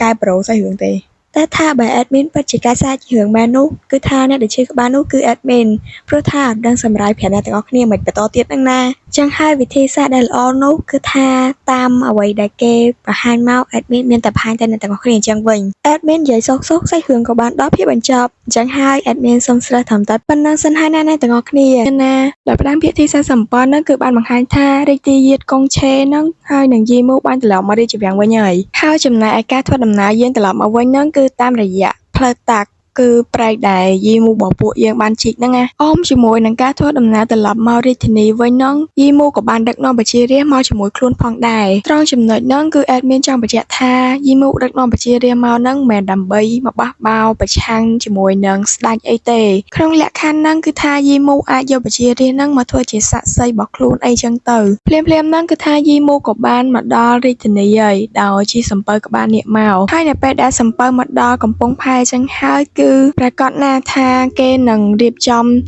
ចងវាអីចឹងទៅបើមិនចឹងទេហ្នឹងប៉ាងតាមខ្យល់ទៅបាត់លើហើយរឿងសំពៅហ្នឹងអេដមីនមិនសូវដឹងទេចឹងហើយអេដមីននិយាយតាមអីដែលអេដមីនមើលឃើញក្នុងរឿងហ្នឹងឯណាចឹងបើមានកំហុសខុសឆ្គងអីកុំប្រកែកប្រកាន់អេដមីនអីអូខេអញ្ចឹងតោះយើងមកបន្តសាច់រឿងរបស់យើងទាំងអស់គ្នាហើយនៅពេលដែលសំពៅបានចូលចតហើយអញ្ចឹងហើយមនុស្សម្នាក់ទាំងមូលដែលនៅក្នុងទីក្រុងហ្នឹងគេអត់បានឃើញសំពៅធំអញ្ចឹងគេក៏នាំគ្នាភ្ញាក់ផ្អើលថាវាជាសំពៅដែលធំដែលពួកគេដែលឃើញអីចឹងទៅហើយសំពៅហ្នឹងក្បាលនាគទៀតអញ្ចឹងវាអស្ចារ្យសម្រាប់គេអញ្ចឹងណាឯយីមូវិញគឺថាពេលមកដល់ទីតាំងហើយគឺអត់ខ្ចីចុះពីលើសំពៅរបស់ខ្លួនទេគឺនៅឈរលើសំពៅហ្នឹងដើម្បីនិយាយឆ្លើយឆ្លងជាមួយនឹងស្ដេចតែហ្មងព្រះអង្គពួកយើងខានជួបគ្នាយូរហើយកងយីមូតើឯងកំពុងធ្វើស្អីហ่าល្អណាស់ឯងពិតជាក្លាហានដែលហ៊ានបង្កើតសំពៅក្បាលនាគបែបនេះតើឯងចង់បះបោរតើមែនទេត្រូវហើយព្រះប៉ម្ចាស់ខ្ញុំមិនហ៊ានធ្វើនោះទ្រង់ក៏ដឹងហើយថាខ្ញុំម្ចាស់ធ្លាប់ធ្វើរឿងដែលធំជាងនេះទៅទៀតព្រះអង្គពេលនេះខ្ញុំម្ចាស់បានត្រឡប់មករាជធានីវិញហើយខ្ញុំម្ចាស់មានរឿងជាច្រើនណាស់ដើម្បីតែចោទប្តឹងដល់ព្រះអង្គដូច្នេះហើយខ្ញុំម្ចាស់សូមឲ្យទ្រង់ជួយដោះស្រាយបញ្ហានេះឲ្យខ្ញុំម្ចាស់ផងតើបានទេព្រះអង្គតើឯងចង់ប្តឹងយើងរឿងអីឆាប់និយាយមក សូមបើកកញ្ចក់មួយអ្នកទាំងអស់គ្នា admin ចង់បញ្ជាក់អ្នកទាំងអស់គ្នាបន្តិចថាត្រង់កន្លែងហ្នឹងបានជា admin ឲ្យយីមូមិនហៅព្រះបិតាបែរជាហៅព្រះអង្គចឹងវិញដោយសារតែ admin ចង់បញ្ជាក់អ្នកទាំងអស់គ្នាថាក្នុងចំណុចហ្នឹងគឺយីមូគឺជាមន្ត្រីរបស់ព្រះអង្គមិនមែនជាបុត្រទេអញ្ចឹង admin សូមបិទវងកញ្ចក់ធំហ្នឹងហើយបន្តសាច់រឿងយើងបន្តទៀតក្រាបទូលព្រះអង្គខ្ញុំម្ចាស់មានរឿងបណ្ដឹង3សូមទ្រង់សណ្ដាប់ឯងឆាប់និយាយមកបើយើងអាចដោះស្រាយបានយើងនឹងដោះស្រាយឲ្យតែបើរឿងទាំងអស់នោះវាមិនស័ក្តិសមនោះយើងនឹងដាក់ទោសឯងក្រាបទូលព្រះអង្គសម្រាប់បណ្ដឹងទី1ដែលខ្ញុំម្ចាស់ចង់ចោទប្តឹងនោះគឺជារឿងរបស់រាជទាយាទព្រះអង្គសូមទ្រង់ជ្រាបរាជទាយាទនិងខ្ញុំម្ចាស់បានខិតខំប្រឹងប្រែងណាស់ដើម្បីតែសាងសង់ព្រែកទាំងយប់ទាំងថ្ងៃតែជំនួសឲ្យការខិតខំប្រឹងប្រែងទាំងអស់នោះមានមនុស្សអាក្រក់មួយចំនួនបានព្យាយាមញុះញង់បំបែកបំបាក់និងរៀបចំឧបាយកលចោទប្តឹងរាជទាយាទហើយថែមទាំងបានព្យាយាមទាញយកផលប្រយោជន៍ពីការខិតខំរបស់ទ្រង់ថែមទៀតរឿងដែលពួកគេបានធ្វើនោះគឺគួរឲ្យស្អប់ខ្ពើមខ្លាំងណាស់ឯបណ្ដឹងទី2នោះគឺខ្ញុំម្ចាស់ចង់ចោទប្តឹងមន្ត្រីមួយចំនួនព្រោះថាពួកគេមិនបានបំពេញភារកិច្ចរបស់ខ្លួនហើយថែមទាំងបានលាក់បាំងការពិតដែលរាជទាយាទត្រូវបានគេលបធ្វើឃាតដូច្នេះហើយទើបមិនអាចយាងមកចូលគាល់តាមរាជបញ្ជារបស់ព្រះអង្គបានរាជទាយាទទ្រង់ស្ទើរតែអស់ជីវិតនៅពេលដែលធ្វើដំណើរត្រឡប់មកវិញហើយតើពួកគេហេតុអីបានជាហ៊ានម្ល៉េះនៅក្នុងការប្រឌិតរឿងដើម្បីបង្កចំនួនបែបនេះមិនថែមទាំងប៉ុណ្ណោះពួកគេបានផ្សព្វផ្សាយពាក្យចចាមអារាមថែមទៀតពួកគេបានផ្សព្វផ្សាយថាអ្នកដែលបានសាងសង់ប្រឡាយនឹងគ្រប់គ្រងទឹកដីទាំងមូលឯមនុស្សមួយចំនួនប្រហែលជាគិតថាពួកគេកំពុងតែព្យាយាមជួយឲ្យខ្ញុំម្ចាស់ឡើងធ្វើជាស្ដេចស្រីតែខ្ញុំម្ចាស់គិតថានេះគឺជាវិធីដែលជួយឲ្យខ្ញុំម្ចាស់ឆាប់ចុះនរកទៅវិញច្រើនជាងថ្ងៃនេះខ្ញុំនឹងនៅទីនេះដើម្បីសម្អាតរាល់មន្ទិលសង្ស័យទាំងអស់របស់អ្នកគ្រប់គ្នាខ្ញុំកុងយីមូគឺជាអ្នកដែលបានរៀបចំការសាងសង់ព្រែកទាំងមូលហើយខ្ញុំដូចគ្នាដែលជាមនុស្សតែម្នាក់ដែលនៅពីក្រោយខ្នងរឿងទាំងអស់នេះប្រសិនបើមានរឿងអ្វីគឺសំដៅមកលើខ្ញុំតែម្នាក់បានហើយគុំសំដៅទៅរាជទាយាទអីទ្រង់មិនដឹងរឿងអ្វីទេចំណែកឯវជារាជដែលតាមមកជាមួយនឹងយីមូវិញគឺនាំគ្នាស្រែកហូថាពួកទូបង្គំនឹងធ្វើរឿងគ្រប់យ៉ាងដើម្បីតែព្រះនាងរហូតដល់ដង្ហើមចុងក្រោយត្រូវហើយពួកយើងនឹងធ្វើគ្រប់យ៉ាងដើម្បីតែជួយព្រះនាងពួកយើងនឹងលះបង់ចំពោះព្រះនាងយីមូឯក្រុមរបស់មន្ត្រីហើយនៅមុខព្រះអង្គវិញគឺនាំគ្នាថាឈឺក្បាលខ្លាំងមែនទែនដោយសារតែប្រជារាស្ត្រនៅខាងយីមូចឹងហើយប្រវត្តិដោះស្រាយបន្តិចដូចដែលយើងដឹងហើយថាគឺថាទឹកចិត្តប្រជារាស្ត្រគឺសំខាន់ខ្លាំងមែនទែនបើហ៊ានតែដោះស្រាយមិនស្រួលបួនហ្នឹងគឺគេនាំគ្នាបះបោរប្រឆាំងលើហើយចឹងហើយធ្វើជាស្ដេចម្នាក់នឹងមិនស្រួលទេមានតែរាសាមញ្ញដូចពួកយើងទេយ៉ាងស្រួលបន្តិចអូយដឹងស្អីអត់មានទេនិយាយច្រើននោះច្រើនមិនដឹងថាមកសម្រាប់រឿងឬក៏មកតែប៉ែឲ្យប្រកាសទៅនេះបានឈប់តោះយើងទៅបន្តសាច់រឿងយើងបន្តទៀតណបានហើយយីមូឯងឆាប់និយាយបណ្ដឹងចុងក្រោយមកសម្រាប់បណ្ដឹងទី3ខ្ញុំម្ចាស់ចង់ប្តឹងព្រះអង្គគឺខ្ញុំម្ចាស់ចង់ប្តឹងទ្រង់ព្រះអង្គក្នុងនាមទ្រង់ជាស្វាមីបានបរាជ័យនៅក្នុងការមើលថែនិងផ្ដល់ក្តីស្រឡាញ់ចំពោះម្ចាស់ក្សត្រីហើយក្នុងនាមទ្រង់ជាឪពុកទ្រង់បានបរាជ័យចំពោះបុត្រារបស់ទ្រង់ដែលជារាជទាយាទទ្រង់បែរជាស្ដាប់តាមការញុះញង់បង្កាច់បង្ខូចរបស់មនុស្សអាក្រក់ហើយបានបង្ខំឲ្យកូនខ្លួនឯងធ្លាក់ក្នុងស្ថានភាពប្រឈមនឹងសេចក្តីស្លាប់ជាចុងក្រោយក្នុងនាមទ្រង់ជាស្ដេចបានបរាជ័យសម្រាប់ការមិនអើពើអំពីសោកទុក្ខរបស់ប្រជារាស្ត្ររបស់ទ្រង់ល្អណាស់កងយីមូចាប់តាំងពីយើងបានឡើងគ្រងរាជបល្ល័ង្កយើងបានធ្វើការជារៀងរាល់ថ្ងៃដើម្បីតែកាត់បន្ថយពន្ធសម្រាប់ប្រជារាស្ត្រកែប្រែនិងធ្វើឲ្យប្រសើរឡើងនៅការប្រឡងធ្វើមន្ត្រីនិងជ្រើសរើសអ្នកដែលមានសមត្ថភាពនិងទេពកោសល្យដោយមិនខ្វល់ពីឋានៈនិងវណ្ណៈនោះទេមិនបានជាឯងថាយើងបរាជ័យនៅក្នុងនាមជាស្ដេចបែបនេះតើយើងមិនអើពើពីប្រជារាស្ត្ររបស់យើងដូចម្ដេចព្រះអង្គបានជាខ្ញុំម្ចាស់ថាទ្រង់មិនអើពើពីប្រជារាស្ត្ររបស់ទ្រង់នោះក៏ព្រោះតែទ្រង់ចង់បង្កើតសង្គ្រាមហើយក្នុងពេលនោះនៅពេលដែលប្រជារាស្ត្រទាំងអស់ដែលនៅជុំវិញកន្លែងហ្នឹងបានឮថានឹងមានសង្គ្រាមកើតឡើងអញ្ចឹងពួកគេនាំគ្នាអ៊ូអរឆោឡោឡើងពេញនងអ្នកខ្លះថាវាមិននឹងអាចកើតឡើងបានទៅហើយមិនថេបានជាពួកគេអត់បានឮពីរឿងហ្នឹងពីមុនអីចឹងទៅបានជាប្រជារាស្ត្រនាំគ្នាភ័យនៅពេលដែលឮថាមានសង្គ្រាមកើតឡើងអញ្ចឹងដោយសារតែប្រកាសណាថានៅពេលដែលមានសង្គ្រាមអញ្ចឹងគេត្រូវតែប្រមូលកងទ័ពដើម្បីយកទៅច្បាំងនៅសមរភូមិជួរមុខហើយអញ្ចឹងហើយអ្នកដែលទៅច្បាំងហ្នឹងមានពីណាក្រៅពីក្រុមគ្រួសាររបស់ពួកគេនោះចឹងហើយបើមិនភ័យទៅចម្លែកហើយអ្នកដែលទៅច្បាំងហ្នឹងមិនប្រកាសថាមកវិញបានណាអ្នកខ្លះអស់ជីវិតនៅក្នុងសមរភូមិផងអូខេអញ្ចឹងយើងស្ដាប់នៅខាងវិជារាតែប៉ុណ្្នឹងបានហើយយើងទៅបន្តសាច់រឿងយើងតកងយីមូតើឯងចង់បានន័យថាម៉េចយើងគ្រាន់តែចង់ការពារប្រទេសរបស់យើងជាមួយនឹងការលះបង់បន្តិចបន្តួចតែប៉ុណ្ណោះតើយើងបានធ្វើអីខុសទៅ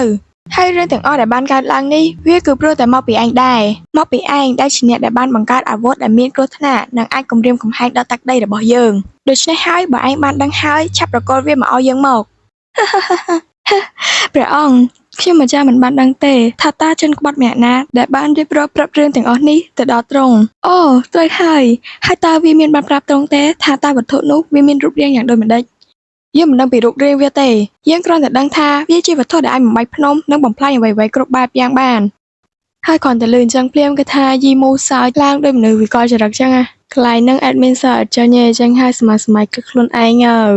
ល្អណាស់បើសិនជាទ្រង់ចង់ឃើញវាទៅហើយអញ្ចឹងចាំខ្ញុំម្ចាស់បង្ហាញទ្រង់ឲ្យឃើញពីឥទ្ធិពលរបស់អាវុធនេះទៅចុះគ្រាន់តែនិយាយចប់ភ្លាមគឺថាយីមូក៏បានដកយកគ្រាប់បែកនឹងយកចេញមកហើយបានប្រើវាបោះទម្លាក់ចូលទៅក្នុងព្រែកអ្នកទាំងអស់គ្នាប្រកាសជាដឹងហើយថាមានអីកើតឡើងមែនអត់គឺមានអីក្រៅពីផ្ទុះហ្នឹងហើយប៊ូមអត់មានភ្ញាក់អីលេងការពារព្រះអង្គអេដមីនមើលទៅគ្មានរងរបួសស្អីទេខ្សាច់ទៅទឹកហ្នឹងជោគទៅអាវមើលទៅសប្បាយម្យ៉ាងដែរតាដូចចូលឆ្នាំខ្មែរនេះនៅគ្រឿងចូលឆ្នាំខ្មែរអញ្ចឹងដឹងឆ្នាំហ្នឹងអេដមីនបានលេងតាំងគេអត់ទេនេះអេដមីនដូចឈូឆរនឹងទឹកហ្នឹងដល់ហើយនិយាយថាអត់តន់ចូលឆ្នាំខ្មែរផងគឺថាអ្នកចិត្តខាងបើអេដមីននាំគ្នាវាយសម្រុកធុងបាសប៉ុណ្្នឹងហើយចុះហ្មងចូលឆ្នាំខ្មែរទៀតមិនដឹងអេដមីនបែកកតាតិចប៉ុណ្ណាទេបានកុំបែកអារម្មណ៍អេដមីនកុំបែកអារម្មណ៍បន្តទៅរឿងតនៅក្នុងចិត្តរបស់ព្រះអង្គមើលចុះអាវុធនេះវាពិតជាមានឥទ្ធិពលខ្លាំងណាស់ប្រសិនបើយើងមានរបស់នេះយើងនឹងមិនចាំបាច់ខ្លាចការវាយប្រហាររបស់នគរលូយេទេហើយលើសពីនេះនោះដែលមានជំនួយពីអាវុធនេះយើងអាចបង្រួបបង្រួមភូមិភាគកណ្ដាលហើយខ្លាយទៅជាម្ចាស់នៃទឹកដីទាំងមូលបានហើយយើងត្រូវតែបានអាវុធនេះមិនថាលះបង់អ្វីក៏ដោយព្រះអង្គអូអត់ទេព្រះបិតាតើទ្រង់គិតយ៉ាងម៉េចដែរពីឥទ្ធិពលរបស់អាវុធមួយនេះវាពិតមែនហើយថាអាវុធនេះគឺវាមានឥទ្ធិពលខ្លាំងក្លាតែបិតាក្រឡេកទៅមើលមនុស្សជុំវិញរបស់បិតាចុះមើលពួកប្រជារាស្ត្រដែលភ័យខ្លាចនេះចុះទ្រង់មានដឹងទេថានៅពេលដែលវាត្រូវបានប្រើនៅក្នុងសង្គ្រាមប្រទេសផ្សេងទៀតនឹងព្យាយាមផលិតវាដែរហើយនៅពេលនោះទឹកដីទាំងមូលនឹងត្រូវបានបំផ្លិចបំផ្លាញមុនពេលដែលទ្រង់បានក្លាយទៅជាម្ចាស់នៃភូមិភាគកណ្ដាលនេះទៅទៀតតើព្រះបិតាចង់ក្លាយទៅជាអ្នកគ្រប់គ្រងទឹកដីភូមិភាគកណ្ដាលធ្វើអីទៅវាគ្មានន័យអីទេព្រះបិតាប្រសិនជាបិតាពិតជាយកអាវុធនេះទៅធ្វើសង្គ្រាមមែននោះពិភពលោកទាំងមូលនេះនឹងខ្ទេចខ្ទីអស់ហើយខ្ញុំម្ចាស់បានធ្វើបាបកម្មហើយព្រោះតែខ្ញុំបានកាន់អាវុធគ្រោះថ្នាក់នៅក្នុងដៃហើយបានធ្វើរឿងជាច្រើនដូច្នេះហើយខ្ញុំនឹងមិនអាចសាងកំហុសដដែលនេះនោះទេខ្ញុំមិនព្រមប្រើវាដើម្បីធ្វើសង្គ្រាមទេត្រូវហើយតាមពិតខ្ញុំមិនគួរណាប្រើវាតាំងពីដំបូងម្ល៉េះបើដូច្នេះម្ចាស់បងកុងឆេទ្រង់ក៏មិនចាំបាច់រងទុក្ខពីការសង្ស័យនិងចោទប្រកាន់នានាដែរហើយគាត់ក៏មិនចាំបាច់ធ្លាក់ខ្លួនក្នុងស្ថានភាពគ្រោះថ្នាក់បែបនេះរឿងមួយទៀតកុងជឺឲ្យបងសុំទោសដែលធ្វើឲ្យឯងជាប់ជាចំណាត់ខ្មាំងហើយមិនអាចទទួលជំនួយបានតាំងពីដំបូងបងមិនគួរណាឲ្យឯងទៅទេព្រះបិតាខ្ញុំម្ចាស់ខុសហើយខ្ញុំសុខចិត្តទទួលយកការផ្ដន្ទាទោសទាំងអស់ប៉ុន្តែខ្ញុំគ្រាន់តែចង់សួរទ្រង់មួយសំណួរប៉ុណ្ណោះមុនពេលដែលខ្ញុំម្ចាស់ត្រូវបានកាត់ទោសបិតាតើបិតាដែលចាត់ទុកខ្ញុំម្ចាស់ជាបុត្រីរបស់ទ្រង់ដែរឬទេគ្រប់គ្រាន់ហើយការចាត់ផ្ដឹងរបស់ឯងយើងបានទទួលហើយតើឯងនៅចង់បានអីទៀតអត់ទេបិតាខ្ញុំម្ចាស់នៅមានសំណូមពរ3ទៀតខ្ញុំម្ចាស់សូមអង្វរបិតាសូមទ្រង់សម្រេចបំណងប្រាថ្នាចុងក្រោយរបស់ខ្ញុំផងទៅបំណងទី1របស់បុត្រនោះគឺមនុស្សនៅទីនេះទាំងអស់ត្រូវបានបោកប្រាស់ដោយបុត្រហើយបាននាំពួកគេមកទីនេះដូច្នេះពួកគេគ្មានកំហុសទេព្រះពរសូមកុំដាក់ទោសពួកគេអីព្រះនាងយីមូពួកទូលបង្គំសូមអរគុណព្រះនាងខ្លាំងណាស់អរគុណខ្លាំងណាស់ព្រះនាងដែលជួយជីវិតរបស់ពួកទូលបង្គំឯបំណងទី2របស់បុត្រនោះគឺជីវិតរបស់រាជទាយាទគឺស្ថិតនៅក្នុងស្ថានភាពគ្រោះថ្នាក់នៅឡើយទេខ្ញុំម្ចាស់សង្ឃឹមថាទ្រង់នឹងអនុញ្ញាតឲ្យម្ចាស់ក្សត្រីចេញទៅមើលថែរក្សារាជទាយាទហើយសូមឲ្យបិតាទទួលស្គាល់គុណសម្បត្តិរបស់ម្ចាស់បងកុងឆេហើយផ្ដល់ឲ្យគាត់នៅរង្វាន់ដែលគាត់សមនឹងទទួលបានផងទៅចុះចំណែកឯបំណងចុងក្រោយរបស់ខ្ញុំម្ចាស់នោះគឺកុងជឺគេគឺជាមនុស្សស្លូតត្រង់គេគ្មានកំហុសទេបិតាក៏ដឹងហើយថាគេគឺឯកោតាំងពីក្មេងហើយជាបុត្រជាមនុស្សតែម្នាក់គត់ដែលបានមើលថែគេដូច្នេះហើយបុត្រសង្ឃឹមថាទ្រង់នឹងថែរក្សាគេឲ្យបានល្អជំនួសបុត្រីម្នាក់នេះផងទៅចុះសូមបិតាកុំទុកគេឲ្យនៅតែម្នាក់ឯងម្ដងទៀតអីព្រោះថាគេក៏ចង់បានក្តីស្រឡាញ់ពីទ្រង់ដែរមើលថែជំនួសឯងឬឯងចង់បានន័យថាម៉េចបិតាទ្រង់មិនយល់ទេ ហើយនៅពេលដែលយីមូកំពុងតែសើចៗនោះគឺថាសំពើក៏បានផ្ទុះហើយមនុស្សគ្រប់គ្នាក៏បានភ្ញាក់ផ្អើលខ្លាំងមែនទែនមិនព្រោះអីមិននឹកស្មានថាយីមូរបស់យើងនឹងហ៊ានបំផ្ទុះសម្រាប់ខ្លួនឯងទេហើយអ្នកដែលភ័យជាងគេនោះគឺថាជាព្រះអង្គដោយសារតែអត់ទាន់បានយកលវដែលខ្លួនចង់បានសម្រេចផងគឺថាយីមូបានបំផ្លាញវាចោលអស់បាត់ហើយនឹងហើយណាមួយអេដមីនមើលទៅព្រះអង្គពេលហ្នឹងលក្ខណៈថាភ្ញាក់ខ្លួនដែរដោយសារតែមើលទៅមិនមែនគិតថាយីមូជាសត្រូវសុទ្ធទេគឺយ៉ាងហោចណាស់ក៏មានក្តីស្រឡាញ់ថាធ្លាប់ចាត់ទុកថាជាកូនរបស់ខ្លួនអីចឹងទៅតែយីមូវិញគឺថានៅតែនិយាយពាក្យថាបិតាទ្រង់មិនដឹងទេថាសំពៅក្បាលនាគនេះវាគឺជាអំណោយដែលខ្ញុំម្ចាស់បានរៀបចំឡើងថានឹងប្រកល់វាជាអំណោយចម្រើនប្រជជនរបស់ទ្រង់តែរឿងដែលទ្រង់បានធ្វើនោះគឺវាធ្វើឲ្យខ្ញុំម្ចាស់អស់សង្ឃឹមខ្លាំងណាស់រឿងគ្រប់យ៉ាងវាបានកើតឡើងហើយចឹងហើយស្ដាយក្រោយក៏លែងមានន័យដែរអំណោយនេះខ្ញុំពិតជាធ្វើទាំងសុទ្ធតែចិត្តដើម្បីតែប្រកល់វាឲ្យទ្រង់តែពេលនេះខ្ញុំលែងចង់ប្រកល់វាឲ្យទៅទ្រង់ទៀតហើយបើវត្ថុគ្មានតម្លៃបែបនេះទៅហើយអញ្ចឹងវាគួរតែត្រូវបានបំផ្លាញទៅតាមម្ចាស់របស់វាដូចគ្នាលីហើយបិតាឯព្រះអង្គវិញគឺថានៅពេលបានឃើញអញ្ចឹងបានលឺអញ្ចឹងហើយគឺថាស្ដាយយីមូមែនតែនព្រោះថាខ្លួនមិនគួរណាគិតខុសចំពោះបុត្រខ្លួនឯងអីអញ្ចឹងទៅតែថាដោយដែលពាក្យយីមូបាននិយាយចុងក្រោយអញ្ចឹងគឺថាស្ដាយក្រៅគឺលែងមានន័យហើយអូខេអ្នកទាំងអស់គ្នាមិនដែរភាគទី47ហ្នឹងគឺថាក្តុកក្តួលអារម្មណ៍មាត់ហើយថាតើយីមូរបស់ពួកយើងនឹងស្លាប់ពិតមែនឬចឹងហើយចម្ងល់នឹងត្រូវបានលាតត្រដាងនៅភាគទី48ដែលជាភាគបន្តដែលតាមភាគទី48ហ្នឹងគឺថាគេបាននិយាយទៅឯរាជដំណើររបស់រាជទាយាទវិញម្ដងក្រោយ7ថ្ងៃដែលយីមូរបស់ពួកយើងបានធ្វើការបះបោរចឹងហើយដោយការពិភាក្សាមុនហ្នឹងពួកយើងអាចបានជួបនឹងកងឆេចឹងហើយភាគនេះគេនាំពួកយើងមកជួបនឹងកងឆេវិញម្ដងពេលនេះគឺថាកងឆេដឹងខ្លួនវិញហើយអាការៈក៏អាចនិយាយបានថាធូរស្បើយខ្លះដែរក្រោយបានការព្យាបាលរាជធានីហើយក៏ព្រោះតែបានមេដារបស់ខ្លួននៅមើលថែដូចគ្នាឯមេដារបស់កងឆេវិញក្រោយឃើញថាកងឆេបានដឹងខ្លួនចឹងហើយក៏បានហៅរាជបុត្ររបស់ខ្លួនអីចឹងទៅព្រោះអីគឺថាខ្លួនរៀងភ័យដែរដោយសារតែឃើញកូនមកវិញមានរបួសធ្ងន់ធ្ងរដល់ថ្នាក់បើកភ្នែកអត់រួចសម្រាកទៅនៅលើខែហើយនេះហើយគឺជាទឹកចិត្តរបស់ម្ដាយគ្រប់រូបគឺថាស៊ូអត់ស៊ូឃ្លានឲ្យតែកូនមានបានស៊ូរងទុកក៏មិនឲ្យកូនរងទុកដែរ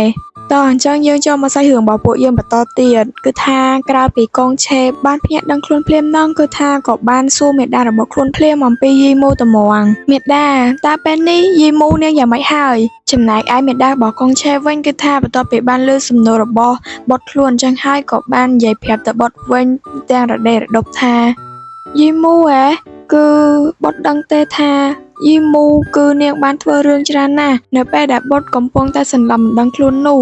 គឺនាងបានគ្រប់គ្រងការសាងសង់ប្រឡាយក្នុងរយៈពេល1ថ្ងៃដើម្បីតែបើកផ្លូវនាំបុត្រត្រឡប់មករាជធានីវិញហើយនៅពេលដែលនាងបានត្រឡប់មករាជធានីវិញនាងក៏បានបះបោរប្រឆាំងជាមួយនឹងព្រះអង្គសូម្បីព្រះអង្គទ្រង់ក៏ត្រូវបាននាងរំខានចិត្តដល់ទ្រង់ក្អួតចិញ្ចៀមដែរហើយនៅទីបញ្ចប់នោះយីមូនាងតើមានរឿងអីទៅមេដាហើយពេលនេះតើយីមូនាងនៅទីណាតើមានរឿងអីកើតឡើងចំពោះនាងតើមែនទេគឺនៅចុងបញ្ចប់នោះនាងបានលះបង់ខ្លួនឯងហើយបានបំផ្ទុះខ្លួនរួមជាមួយនឹងសំពៅក្បាលនាគនោះបាត់ទៅហើយឯកងឆេវិញបន្ទាប់ពីបានឮសម្ដីមេដារបស់ខ្លួននិយាយថាយីមូបានបំផ្ទុះខ្លួនជាមួយនឹងសំពៅនឹងហើយគឺថានៅក្នុងចិត្តវិញគឺពុះកញ្ជ្រោលខ្លាំងមែនតែនធ្វើឲ្យរបួសចាស់រើឡើងចឹងហើយក៏ស្លាប់បាត់មាត់ឆឹងទៅហើយនៅពេលដែលឃើញកងឆេស្លាប់ទៅអញ្ចឹងអ្នកដែលភ័យជាងគេនឹងគឺមានពីណាក្រៅពីម្ចាស់ស្ត្រីដែលជាមេដារបស់កងឆេនឹងឆេតើបាត់យ៉ាងម៉េចហើយឆាប់ដឹងខ្លួនឡើងរាជប៉ែតអ្នកបម្រើឆាប់ទៅហៅរាជប៉ែតភ្លាមមកបើថាកងឆេស្លាប់ហើយអញ្ចឹងយើងកាត់ទៅមើលឯនៅសំណាក់របស់អ្នកអង្គម្ចាស់ភីងវិញណោះគឺថាអេដមីនមានការនឹកអ្នកអង្គម្ចាស់តូចស៊ឺយេរបស់អេដមីនជាខ្លាំងព្រោះថាបាត់មុខគាត់ច្រើនភាគដែរហើយធ្វើឲ្យអេដមីននៅមិនសុខក្នុងចិត្តសោះព្រោះថាអត់មានពីណាគេនៅបកកាយជាមួយនឹងយីមូរបស់ពួកយើងហ្នឹងណាហើយតិចនាំគ្នាមកប្រាប់អេដមីនថាផ្លេចអ្នកអង្គម្ចាស់តូចស៊ឺយេអីហ្នឹងគឺថាអេដមីនអស់ពីអីនិយាយហ្មងអូខេអញ្ចឹងកុំឲ្យរងចាំយូរតោះទៅជួបជាមួយនឹងអ្នកអង្គម្ចាស់តូចស៊ឺយេរបស់អេដមីនទាំងអស់គ្នាណោះពេលនោះគឺថាមានភ្នែកមួយកំពុងតែបើកព្រាសម្លឹងទៅអ្នកអង្គម្ចាស់តូចស៊ឺយេហើយអេដមីនក៏ដឹងថាអ្នកទាំងអស់គ្នាប្រកាសជាដឹងថាពីណាគេដែរមែនអត់គឺមានពីណាទៀតក្រៅពីយីមូហ្នឹងហើយល្អណាស់យីមូពេលនេះនាងបានដឹងខ្លួនហើយហាអ្នកអង្គម្ចាស់តូចស៊ឺយេនេះពេលនេះតើខ្ញុំកំពុងតែនៅ វិមានរបស់អ្នកអង្គម្ចាស់ Pink តែមែនទេហើយអ្នកដែលបានជួយសង្គ្រោះជីវិតរបស់ខ្ញុំនោះគឺជាទ្រង់ឬ Sensei តើខ្ញុំបានសន្លប់យូរប៉ុណ្ណាហើយអូយីមូនាងសន្លប់ប្រហែលជា7ថ្ងៃហើយហាថាម៉េច7ថ្ងៃឬអូអត់ទេកងជឿមានរឿងហើយខ្ញុំត្រូវតែប្រញាប់ទៅជួយគេ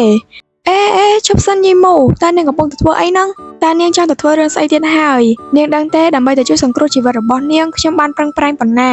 ដឹងទេតែខ្ញុំដើម្បីតែស្វែងរកនាងបានចាត់មនុស្សរាប់ពាន់នាក់ដើម្បីតែរកនាងឲ្យឃើញពេលដែលខ្ញុំបានលើដំណឹងរបស់នាងតើខ្ញុំភ័យប៉ុណ្ណាសំណាងហើយដែលចុងក្រោយនោះខ្ញុំអាចរកនាងឃើញដឹងអត់នៅពេលដែលខ្ញុំបានឃើញនាងនោះគឺនាងនៅលើបំណែកសំពៅបាក់បែកនោះហើយពេលដែលខ្ញុំបានឃើញនាងបានរងរបួសយ៉ាងធ្ងន់ធ្ងរសំណាងណាស់ដែលនាងអាចឆ្លងផុតហើយអាចរស់ឡើងវិញបានឯពេលនេះតើនាងចង់ទៅស្លាប់ទៀតហើយតើមែនទេ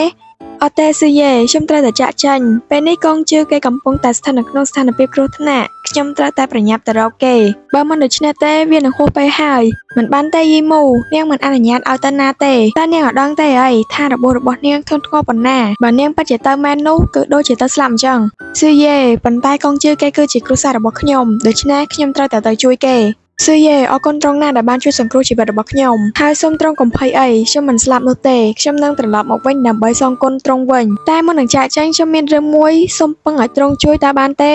តើមានរឿងអីឆាប់និយាយមកហើយរឿងសងគុណអីហ្នឹងគឺមិនបាច់ទេគ្រាន់តែប្រាប់មកចង់ឲ្យជួយរឿងអីឆាប់និយាយមកបើអាចជួយបានខ្ញុំនឹងជួយប្រកាសណាស៊ឺយេត្រង់គឺអាចជួយខ្ញុំបានរឿងនោះគឺវាងាយទេបើអាចសូមត្រង់ជួយផ្ដល់ដំណឹងឲ្យម្ចាស់បងកងឆេបានដឹងផងតាពេលនេះខ្ញុំមានសុវត្ថិភាពទេថងចំណុចដែលយីមកប៉ឹងឲ្យស៊ឺយេទៅប្រាប់កងឆេហ្នឹងគឺថា admin សុំទាយ 100% គឺស៊ឺយេអត់ទៅប្រាប់កងឆេទេព្រោះចង់និយាយថាសត្រូវនឹងគ្នាតាំងពីជួបដំបូងហើយហ្នឹងចង់ឲ្យគ្នាទៅប្រាប់ដំណឹងឲ្យអីចឹងហើយសវត្តនឹងមិនដឹងថាទៅដល់ដៃរបស់កងឆេអត់ទេអាហ្នឹងគ្រាន់តែជាការគិតរបស់ admin ទេតែបើស៊ឺយេពិតជាផ្ញើឲ្យមែនក៏មានអីគឺគេគោរពសម្ដីរបស់គេជាមួយនឹងយីមូនឹងណា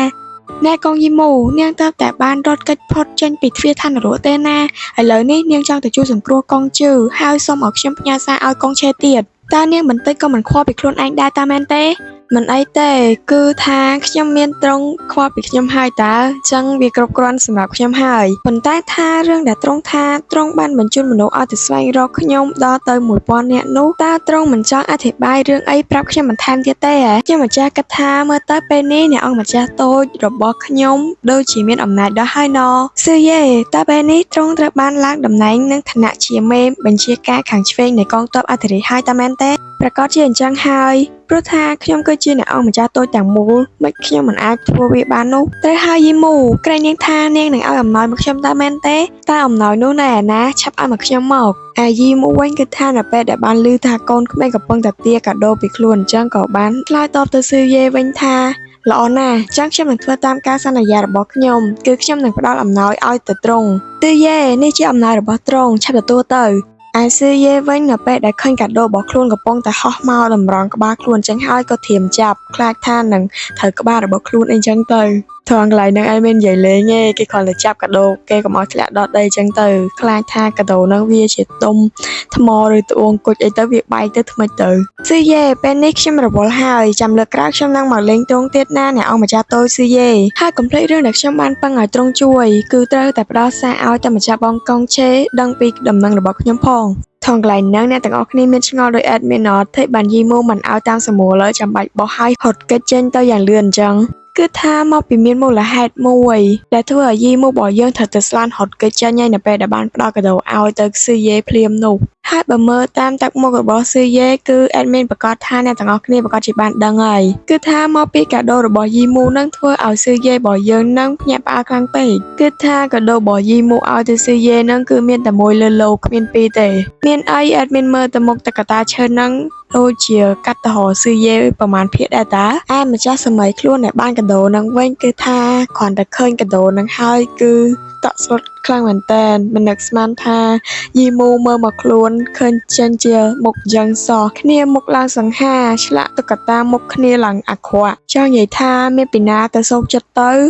ល្អណាស់កងយីមូនាងបែរជាមើលរំលងរូបរាងដ៏សង្ហារបស់ខ្ញុំផងមើលទៅកតានេះចោគ្មានដូចខ្ញុំអីបន្តិចកោតតានាងចេះនឹកឃើញធ្វើទៅកតានេះមកឲ្យខ្ញុំកើតធ្វើបែបនេះដូចជាមើលងាយគ្នាពេកហើយយើងមិនសុខចិត្តទេកងយីមូឆាប់ត្រឡប់មកវិញភ្លាមគឺថាសំបីតែចាប់ក៏វាផ្អើលដោយសារតែស៊ឺយេដែរនេះហើយគឺលទ្ធផលនៅពេលដែលស៊ឺយេបានជួបជាមួយនឹងយីមូ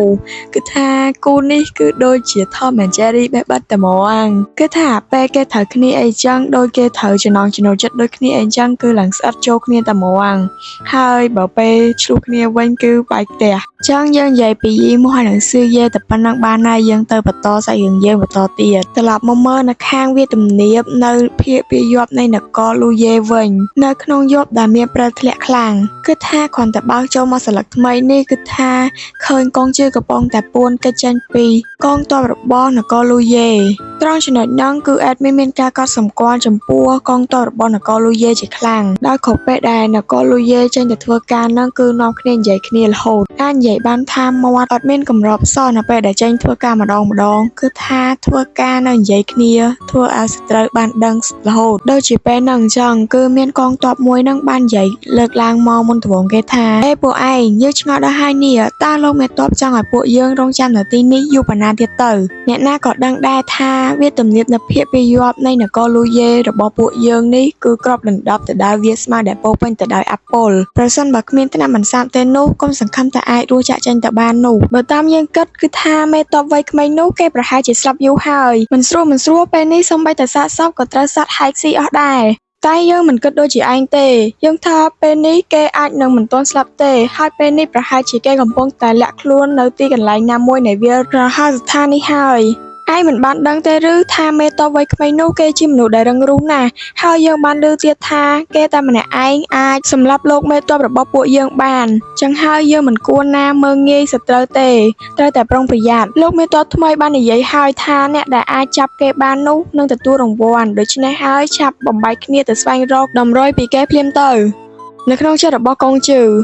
សំណាងហើយដែលផ្កាដែលយើងបានរកឃើញនោះវាអាចបន្សាបខ្យល់ពុលនេះបានបើមិនដូច្នេះទេនោះយើងប្រកាសជាស្លាប់ដោយសារតែអពុលនេះហើយពេលនេះពួកកងទ័ពនគរលូយេកំពុងតែស្វែងរកយើងហើយមិនកើតទេយើងត្រូវតែបង្វែរដានពួកគេទៅបានហើយគ្រាន់តែកងជឿបាននិយាយចឹងព្រាមគឺបានធ្វើសកម្មភាពតែម្ដងពេលហ្នឹងមិនដឹងថាកងជឿរបស់ពួកយើងហ្នឹងទៅចាប់បានកងទាហានមកពីណាម្នាក់ទេហើយដែលមិនបានរងចាំយូរហ្នឹងគឺថាកងជឿក៏បានចាប់ជួរបរិសម្នាក់ហ្នឹងជាប់ជាមួយនឹងដើមឈើមួយមិនត្រឹមតែប៉ុណ្ណោះគឺថាកងជឿក៏បាននិយាយទៅកាន់បរិសម្នាក់ហ្នឹងថាយើងនឹងយកឯងចូលនៅទីនេះដើម្បីធ្វើជាអន្ទាក់ចាប់បពុះរបស់ឯងថងកន្លែងហ្នឹងគឺថាមិនមែនចាប់ទេគឺកំចាត់ចោលតែម្ដង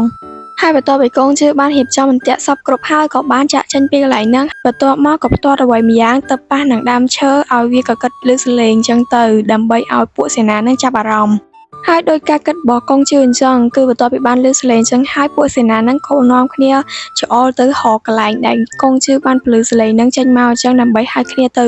មើលអញ្ចឹងគីឡូបានជួបនឹងកងជឿហើយនឹងចាប់កងជឿយកទៅជំរុំវិញពួកឯងនៅទីនោះមានសម្លេងប្រហែលជាសត្រូវរបស់ពួកយើងកំពុងតែលាក់ខ្លួននៅទីនោះហើយឆាប់ទៅមើលព្រាមទៅតោះពួកយើងវាប្រហែលជាលាក់ខ្លួននៅទីនោះហើយឆាប់ឡើងវារត់បាត់លើហើយថងកន្លែងហ្នឹងគឺថាប្រហែលជាពួកកងទ័ពហ្នឹងផ្នែកមញូទាំងអស់គ្នាហើយមើលទៅបានជាមើលឃើញកងជឿអញ្ចឹងអ្នកទាំងអស់គ្នាមានឃើញកងជឿអត់គឺថាកងជឿនៅឡើងកណ្ដាលវាលហើយអត់មានបញ្ញាមើលឃើញហេតុតែគេតួឯកណធ្វើម៉េចក៏សមឯក្រុមកងទ័ពនគរលូយេវិញបន្ទាប់ពីបានទៅដល់កន្លែងដែលកងជឿបានរៀបអន្ទាក់នឹងហើយក៏ដឹងតែខ្លួនចូលអន្ទាក់ព្រោះតែពួកគេបានឃើញថាអ្នកដែលបានចងព្យួរឡើងទៅលើនឹងគឺជាក្រុមបពុះរបស់ពួកគេចឹងហើយក៏ដឹងថានេះគឺជាអន្ទាក់បាត់ហើយអូអត់ទេវាជាអន្ទាក់ទេឆាប់រត់ភ្លាមទៅតែមានចង់ប្រាប់ថាគឺថារត់មិនទាន់មកដើរចូលអន្ទាក់គេបាត់ហើយនឹងចឹងហើយអ្នកដែលបានរៀបអន្ទាក់នឹងក៏បានហក់ចូលមកដល់កវិសដើររបស់ខ្លួនហើយបានធ្វើឲ្យក្រុមរបស់នគរលូយេនឹងក៏ខ្ទាតទៅមើលលទ្ធផលក៏ដឹងថាមិនរស់ដែរមួយសន្ទុះក្រោយមកគឺថាកងជឿរបស់យើងក៏បានកំចាត់ពួកកងទ័ពដែលបានតាមរកខ្លួនពេលនោះគឺថាកងជឿរត់ទៅចាក់ចេញពីទីហ្នឹងហើយប៉ុន្តែក៏បានឮសលេងមនុស្សកំពុងតែប្រយុទ្ធគ្នាចឹងហើយក៏បានទៀងជាទៀកស្ដាប់ទៅក៏ឮសលេងរបស់មនុស្សម្នាក់ដែលខ្លួនមានអារម្មណ៍ថាដូចជាធ្លាប់ស្គាល់ហើយចិត្តស្និទ្ធខ្លាំងជាងគេតែសំឡេងនោះក៏បានបន្លឺឡើងដោយនិយាយថាពួកឯងចង់ចាប់យើងផងហ៎ពួកឯងយឺតពេកហើយពិតជាមិនប្រមាណកម្លាំងខ្លួនឯងមែនហើយកងជឿបន្ទាប់ពីបានឮសំឡេងហ្នឹងហើយគឺគិតនៅក្នុងចិត្តថាសំឡេងហ្នឹងគឺជាសំឡេងរបស់ admin ចង់ប្រាប់ថាមានរបស់ពីណាទៀតគឺរបស់យីមូនឹងហើយពេលនេះគឺថាយីមូបានមកដល់ព្រំប្រទល់នគរលូយេហើយគ្រាន់តែមកដល់ភ្លាមគឺថាបានជួបនឹងកងទ័ពរបស់នគរលូយេភ្លាមតែម្ដងហើយយីមូរបស់យើងគឺថាមានតែចៅអីបើបានជួបយ៉ាងហើយមិនបានសាកថ្វីដៃម្ដងវាមិននឹងសាកសមទៅចឹងហើយក៏បានឆ្វៃជាមួយនឹងកងទ័ពនគរលូយេពេល3គ្នាទៅហើយនៅពេលដែលកំពុងតែវាយគ្នាហ្នឹងគឺយាយមកក៏បានគិតនៅក្នុងចិត្តថាមិនកើតទេយើងមិនគួរណាខ្ជះខ្ជាយកម្លាំងទេរក្សាកម្លាំងល្អជាងពេលនេះរបួសរបស់យើងកំពុងតែមិនទាន់ជាសះស្បើយនៅឡើយទេទុកថាពេលនេះពួកឯងសំណាងហើយបើយើងមិនមានរបួសទេយើងនឹងកម្ចាត់ពួកឯងមិនឲ្យសល់ម្នាក់ឡើយដែលគិតអញ្ចឹងហើយគឺថាយាយមកក៏បានរត់ចេញពីពួកកងទ័ពរបស់នគរលូយេហើយមកលាក់ពន្ធនៅក្រោយដើមឈើដ៏ធំមួយពេលនោះយាយមកក៏បានគិតនៅក្នុងចិត្តតែម្នាក់ឯងថាពួកឯងកុំសង្ឃឹមថាអាចរកយើងឃើញនោះតែកិនអញ្ចឹងហើយគឺយីមូថានឹងរត់បាយខ្លួនគេចចេញពីកន្លែងហ្នឹងទៅពួននៅកន្លែងផ្សេងទៀតតែពេលនោះគឺថាយីមូក៏បានទៅបុកជាមួយនឹងបុរសម្នាក់ហើយម្នាក់ហ្នឹងគឺកងឈឺរបស់ពួកយើងនឹងហើយតែយីមូគឺមានដឹងថាកងឈឺណាពេលហ្នឹងគឺគិតថាខ្លួនឯងហ្នឹងគឺខ្ចប់របស់ពួកសត្រូវនគរលូយេនឹងហើយមកទៅដោយសារតែពេលនេះគឺយីមូនៅតែម្នាក់ឯងហើយអស់កម្លាំងទៀតដោយសារតែឈឺមុខរបួសតិចតួចចឹងហើយបើពួកសត្រូវច្រើនពេកក៏មិនអាចប្រយុទ្ធឈ្នះគេដែរតែដែលសំណាងល្អហ្នឹងគឺមិនមែនសត្រូវទេគឺជាកងឈឺវិញទេចឹងហើយយីមូហ្នឹងគឺអាចចាត់ទុកថាជាមនុស្សសំណាងដែរតើកងជើតើនេះពិតជាឯងតើមែនទេតើនេះមិនមែនជាការស្រមើស្រមៃរបស់បងទេតើមែនអត់ត្រូវហើយមិនមែនជាការសម័យទេយីមូគឺជាខ្ញុំកងជើពេលនេះពួកយើងតែពីរនាក់បានជួបគ្នាវិញហើយយីមូខ្ញុំនឹកនាងណាស់បងក៏នឹកឯងដូចគ្នាអរគុណព្រះជាម្ចាស់ណាស់ដែលជួយឲ្យឯងមិនកើតអីបែបនេះពេលនេះគឺថាយីមូហើយនឹងកងជើបានជួបគ្នាវិញហើយអត់មានដឹងគួរសម្រាយមិនបន្តទៀតទេនេះមើលតែរូបភាពទៅនេះនៅពេលដែលគេបានជួបគ្នាអញ្ចឹងហើយគឺក៏គេបានអោបគ្នាអីចឹងទៅព្រោះអីបាយគ្នាយូរហើយត្រង់កន្លែងហ្នឹងគឺថាមានរឿងដ៏ហួសចិត្តមួយសម្រាប់ admin ព្រោះថាស្ថិតនៅក្នុងស្ថានភាពដែលគេកំពុងតែដេញចាប់អញ្ចឹងហើយមានអ្នកខ្លះក៏អាចនឹងកេងលក់បានទៀត admin សូមសរសើរយីមូដែលចិត្តស្មោះតែម្ដង admin មើលត្រង់កន្លែងហ្នឹងមិនដឹងថាយីមូមកជួយកងជឿឬក៏កងជឿមកត្រូវជួយយីមូវិញទេនេះ admin នឹងនិយាយថាម៉េចទេអានេះរឿងគេទេតើយើងកុំចេះដឹងរឿងគេច្រើនពេកអត់មានសុំលួចមើលសាច់រឿងគេតែប៉ុណ្្នឹងបានហើយមានឈុតគីអីហ្នឹងគឺឲ្យអ្នកទាំងអស់គ្នាគិតដោយខ្លួនឯងទៅអត់មានដឹងនិយាយមិនទេអញ្ចឹងភាគទី48ហ្នឹងគឺបញ្ចប់តែពាក្យដែលកងជឿបាននិយាយថាចាប់ពីពេលនេះទៅខ្ញុំនឹងនៅជាមួយនាងជារៀងរហូតយីមូអូខេអ្នកទាំងអស់គ្នាអញ្ចឹងភាគទី48ហ្នឹងសូមបញ្ចប់ត្រឹមតែប៉ុណ្្នឹងឯងណាអ្នកទាំងអស់គ្នាចាំជួបជាមួយនឹង admin នៅភាគក្រោយបន្តទៀតណាដូច្នេះពី admin មែនកាឡូវ៉ាសូមអរគុណនិងសូមជម្រាបលាអ្នកទាំងអស់គ្នាបាយបាយ